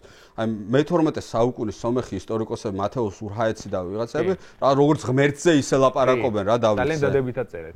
აი, შესაძლოა ეს მომენტი ძალიან ავიწყდებათ ხოლმე, როცა ჩვენ ახლა სომხურ წყაროებს ვიყენებთ ქართული ისტორიოგრაფიაში ძალიან მნიშვნელოვანია, იმიტომ რომ სომხები ძალიან ბევრს წერენ და თანაც ძალიან კარგად იცნობენ ახლო აღმოსავლეთში არსებულ ვითარებას, იმიტომ რომ ძირითადად ისინი არიან ქალაქის მოსახლეობის წარმომადგენლები და თანაც მოღვაწეობენ აი ამ დიდ ახლო აღმოსავლურ ქალაქებში. მათე იყო ედესიდან. ედესა იყო ცენტრში, აი ამ მთელი ჯვაროსნული მოძრაობებისა, დავითისა და ილღაზის ომის ან ყველაფრის ცენტრშია ეს ქალაქი. მან ყველაფერი იცის, რაც გარშემო მოხდება ფაქტობრივად, ხო? ასე რომ აი მათეუს ურჰაეცის წყარო, ნუ თუ არ ჩავთვლით იქ რაღაცა, ნუ რაღაც მითოლოგიური მომენტებიც აქვს, რა თქმა უნდა, რაც ყველა შუა საუკუნოვანი იმას ახასიათებს. მემატიანეს თავისთავად პროვიდენციალური აზროვნებაა და იქ ღმერთის მონაწილეობა და ცოდვები და ასე შემდეგ, ხო? გარკვეულწილად და იგი რიცხვების თუნდაც რაღაც არეული, მაგრამ ძალიან მნიშვნელოვან ცნობებს იძლევა და საერთოდ დავითისადმი დამოკიდებულებაც არის ძალიან დადებითი უაღრესად, იმიტომ რომ ხა მათ ბუნებრივია ურჩევნიათ, რომ ქრისტიანი მონარქის მმართველობის ქვეშ იცხოვრონ და იყვნენ გამათავისუფლებლის, ვიდრე ისლამურ სამყაროში იყვნენ, ხო, ისინი. თავისთავად ეს მნიშვნელოვანი მომენტი არის არა მარტო ქართველებისთვის, არამედ სომხებისთვისაც, იმიტომ რომ დავითი არის გამათავისუფლებელი გარკვეულწილად მათი ამ რაღაცა ისლამური დაპყრობისაგან, ხო? შესაბამისად შეგვიძლია ვთქვათ, რომ დავითის მიერ ამ სახელმწიფოს შექმნა ქართველებისთვის და სომხებისთვისაც არანაკლებ მნიშვნელოვანი იყო ამ თვალსაზრისით, რომ ისინიც ინტეგრირებული იყვნენ გარკვეულწილად მე ამ სახელმწიფოში და შემდგომ პერიოდში მთელი მე-12 საუკუნის მანძილზე ძალიან დიდ როლს ასრულებენ ისინი საქართველოს ისტორიაში. მე-12-მე-13 საუკუნეებში შეიძლება ითქვას, იმიტომ რომ შემდგომში ამ ტერიტორიებზე ეს არის მონაპირე ნაწილი საქართველოსი და შესაბამისად დიდი მნიშვნელობა ენიჭება, იმიტომ რომ სამხრეთიდან მოდის ყველა მოწინააღმდეგე იქაგან ყველასთან ურთიერთობა. თავისთავად ის მერე აუცილებლად უნდა იქცეს ამ ერთიანი სამეფოს დასაყრდენად იმისთვის, რომ აი ახლო აღმოსავლეთში ფეხი მოიკიდო. შესაბამისად, აი სომხური ნაწილიც, რა თქმა უნდა, თავისთავად დავითის ამ სახელმწიფოში, რომელსაც რა ვიცი, ზოგიერთი ამბობს ხოლმე, რომ როგორ შეიძლებაო, რომ საქართველოსო მე-12-მე-13 საუკუნეებში იმპერია უწოდო, მაგრამ კავკასიის მასშტაბებით ეს შეიძლება ითქვას, რომ იმპერიულ ამბიციების სახელმწიფო იყო, იმიტომ რომ ისინი თვითონ მიუთითებენ რომის მემკვიდრეობაზე და რომი არ არსებობს იმპერიის გარეშე. როგორ შეიძლება იყო რომის მემკვიდრე და იმპერია არ იყო? თავისთავად ეს მიუთითებს იმაზე, რომ შენ იმპერიული ამბიცია გაქვს, შენ გაქვს ამბიცია, რომ იყო ქრისტიანთა მფარველი აღმოსავლეთში. მესიის მახვილი, რომელზეც შეიძლება ამომეხომე, რომ აი ამ კონკრეტულ გიორგი პირველ რახან ახლა ზოგს აკეთებული აქვს დიდოსტატის მარჯვენა და იქ გიორგი პირველზეა გაგებული მესიის მახვილი წერია. ყველა ქართველი მონარქი იყო მესიის მახვილი თავისთავად, იმიტომ რომ ის არის ღმერთის იარაღი დედამიწაზე ამ შემთხვევაში, ხო? იარაღი, რომელმაც უნდა აღასრულოს მისი ნება, რომელმაც ეს ქრისტიანები უნდა დაიცვას ამ იარაღით ხელში, ხო? ასე რომ დავითიც არის ერთ-ერთი ამ შემთხვევაში ის მესიის მახვილი, რომელიც ყველაზე წარმატებული გამოდგება ამ ქართველ მეფეებს შორის და საბოლოოდ თავს მოუყრის როგორც ქართულ სამეფო სამთავროებს, ისე გარკვეულწილად იმ სამეზობლოს, რომელიც მისთვის არა მარტო იმიტომ რომ მნიშვნელოვანი რომ ისინი მის სამეფოს რაღაც გარკვეულ ნაწილად იქცევენ, არამედ ბუფერულ სივრცესაც შექმნიან მომავალი ურთიერთობისათვის ისლამურ სამყაროსთან, რომელთანაც რა თქმა უნდა საქართველოს სამეფოს მთელი ოქროს ხანის მანძილზე ჰქონდა ძალიან მჭიდრო როგორც პოლიტიკური, ეკონომიკური, ისე სამხედრო თვალსაზრისით კავშირები და ურთიერთობა. ნიკა, ბოლოსკენ რო წავიდეთ ახლა რამდენიმე რამ იმის შემდეგ რა დარჩა დავითზე. ახლა აი ამ ფრესკას რომელიც პანელზე არის და რომელიც გვიანდელი ხო და მაგ უნდა მეთქვა, ეს არის მე-16 საუკუნის ფრესკა არის თუ არ ვცდები. და ანუ ხა მე-16 საუკუნეშიც არ ვიცი რამდენად ზუსტად იცოდნენ როგორ გამოიყურებოდა დავით ეს შეიძლება ხატმწერის ინტერპრეტაცია იყოს ვიდრე რეალობა, თუმცა ეს არის ყველაზე ძველი სახის გამოსახულება და ტანსაცმლის აღწერა დავითისა, რაც აქამდე გვაქვს შემორჩენილი და ასევე საფლავი. ხო, საფლავი და მონეტაც.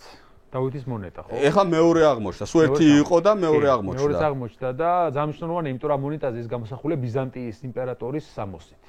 და იმ ძალაუფლების სიმბოლოებით, რომელსაც ბიზანტიის იმპერატორი ატარებს და ფაქტობრივად ანუ მემკვიდრე თulis თავს, თვითონ რომ ეს მეორე მესამე რომის იდეას ატარებს ეს მონეტა. ეს მონეტა ამაზე მიუთითებს, ამავე დროს მიუთითებს მის სიძლიერეზე და მოუკიდებლობაზე ზოგადად და ქრისტიანული სამყაროს ერთ-ერთი ლიდერობა რო იწვირთა ამაზეც გარკვეულწილად. ეს მონეტა ძალიან მნიშვნელოვანია, იმიტომ რომ ის თანადროულია, ხო?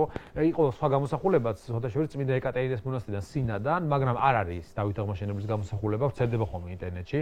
საერთოდ გიორგი მესამეს გამოსახულება არის, ანუ გვიანდელია უფრო რა და ამიტომ დავითი არ არის ის და გაითვალისწინეთ. ასევე არსებობს ევროპულ მინიატურებში, შესაძლოა არის ერთი ორი გამოსახულება, თუმცა იქ სიმბოლური არის ეს ყველაფერი, უბრალოდ აი როგორც მხატვრის ფანტაზია, როგორც მეფეს ტრადიციულად ხატავდნენ ხოლმე ყველას.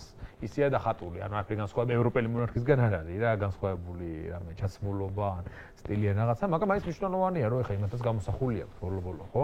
ასე რომ ეს მიუთითებს მის არა მარტო კონკრეტულად რეგიონულ, არამედ ცოტა უფრო დიდ მასშტაბებზე, ხო, ახლო აღმოსავლეთის და ზოგადად ევროპის მასშტაბებზეც, რომ დავითი იმ დროისთვის ერთ-ერთი ძალიან მნიშვნელოვანი ფიგურაა იმ დროინდელ სამყაროში, რომელიც გარკვეულწილად მე გაარღვევს იმ ბარიერს და მე იქცევა ევროპელებისთვის ერთ-ერთი იმედად და მნიშვნელობად, რომ შემდგომში საუბარიც ამერისა პრესვიტერი იოანეზე, ანუ როცა საუბრობენ იმაზე, რომ იყო ესეთი აღმოსავლეთში მეფე არის ქრისტიანი და რომელიც დაგვეხმარება ჩვენ და ანუ ლეგენდა ეს იოანე პრესვიტერი ვახსოვთ, ლეგენდა ვრცელდება. ხო, იცი რა ეს ლეგენდა სხვადასხვა დროს სხვადასხვა მეფეს უკავშირდებოდა ხოლმე, ან სხვადასხვა ქვეყანას. და იყო პერიოდი, როდესაც საქართველოსაც დაკავშირებოდა ბუნებრივია და თუ ვინმე იქნებოდა აი ამის ინიციატორი კი რა და ასე ვთქვათ, მუზა, რომ ეს ჩამოეყალიბებინათ, ხო, ეს იდეა შექმნილიყო რაღაც პრესვიტერი აღმოსავლეთში არსებული ბერი მეფე. იყო დავით აღმაშენებელი თავის. ხო, ეს ახლა რა ამბავია, რომ მაშინ ხა ინტერნეტზე და ტელევიზიაზე ზედმეტი ალაპარაკი, ხო, ინფორმაციის გაცვლა სოფლიოში არის ძალიან გაძნელებული, ანუ სოფლიო ბევრად უფრო დიდია, ვიდრე ახლა და ჯვაროსნების მოკრება რო უნდათ, ხო, აღმოსავლეთში რო წაიყვანონ.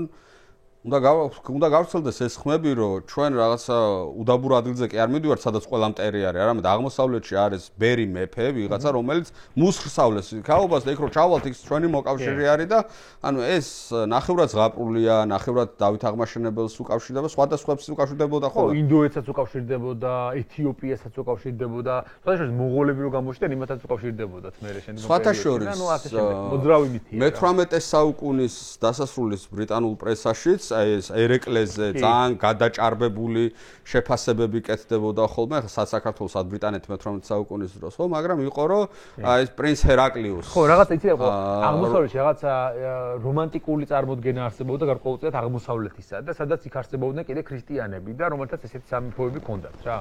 შესაბამისად, აი ეს ამას უნდა უკავშირდებოდეს ეს მითის თავის დროზე და ეს გადაჭარბებული წარმოდგენებით, ისეთივე რომელიც შემდგომში ლაშა გიორგის დროს დებუას წერილში სულინდება მათ შორის, ხო, რომელშიც ის ამბობს, რომ აი აღმოსავლეთში დიდი ქართველი მეფე არის, რომელიც დედამისის ძვლები მოაქვს და ის იერუსალიმი უნდა აიღოს და იქ დაასაფლავოს, ხო? ანუ გარკვეულწილად ისინი რაღაც იმედის ნაპერწკალს აჩენენ, რომ თუ ჩვენ ჯვაროსნული მოძრაობა ამ შემთხვევაში იქამდე მივახცევთ, ჩვენ მოკავშირე პროპაგანდაა რა, მაშინდელი პროპაგანდა არის. საფლავი, ხო? რომ საფლავის გათხრა მე-20 საუკუნის დასაწყისში რომ სადეს იქ არ აღმოჩნდა. და ეს ერთი ვარაუდი არის რომ შეიძლება, ანუ წმინდანად რო შეერაცხეს, შემდეგ უკვე საკურთხეველში, გელათის საკურთხეველში ხდება გადასვენება როგორც წმინდანად შერაცხული ადამიანისა, შეიძლება ოქროს მაძიებლებს და ხო ვიცით ახლა მე-18 საუკუნეში დასავლეთ საქართველოში რა ხდებოდა. ქრისტიანული წესით როცა დასაფლავება ხდება, მეფეს არაფერს ძვირფასეულობა. ხო, ანუ ოქროს არ ატანენ ქრისტიანებს. ხო, არა და შესაბამისად. ალბათ გადასვენებული არის გელათის საკურთხეველში. ალბათ, ხო, სავარაუდოდ იცი რა, ჩვენ ახლა ზუსტად ეს გელათში, ზუსტად ასეთი მეფე არის, რომელიცად არის დასაფლავებელია რა, ანუ რომც ამოიღო, თქვა რაღაც გათხარო და შეისწავლო, ხო? ძალიან ძნელი იქნება მაგის და ვერ დაადგენ, ყველა ბაგრატიონი არის და დნმ-ით ვერ დაადგენ. ხო, რაღაცა სივრცეში და ახლა ეგ როცა აი მაგას ამბობენ ხოლმე არგუმენტად, ზოგჯერ როცა თამარის საფლავდეს მსჯელობენ ხოლმე, იმიტომ რომ ეს არ არის სერიოზული არგუმენტი, ბუნებრივია, იმიტომ რომ არც ყველა ევროპელი მონარქის საფლავის ის არის თამარზე ცალკე ვისაუბრებ. კარგი ნიკა, მოკლედ ეხა ის ერთად გვინდოდა ჩვენ რო ეს ჩაგვეწერა თავარისა დავით ეპოქა, მაგრამ ისე კარგად წავიდა საუბარი და საინტერესოდ რომ ცალკე გავაკეთოთ და ცალკე დავდოთ დავითი და შემდეგ უკვე დემეტრე პირველიდან მოყოლებული თამარის ჩათვლით შეიძლება ლაშამდეც ცალკე გავაკეთოთ ცალკე ეპიზოდად. აქ კი მადლობა უთხრათ მეფეს დავითს, რომელიც ალბათ ყველაზე დიდი არის ქართულ მონარქთა შორის უდიდესი, რომელიც 900 წლის შემდეგაც ქართველების სიამაყის საფუძველია და გამარჯვების სიმბოლოც. ნამდვილად, ქართული ნაციონალიზმი საკვანძო ფიგურაა, მოკლედ რომ ვთქვათ რა. გაუმარჯოს დავითს. Che no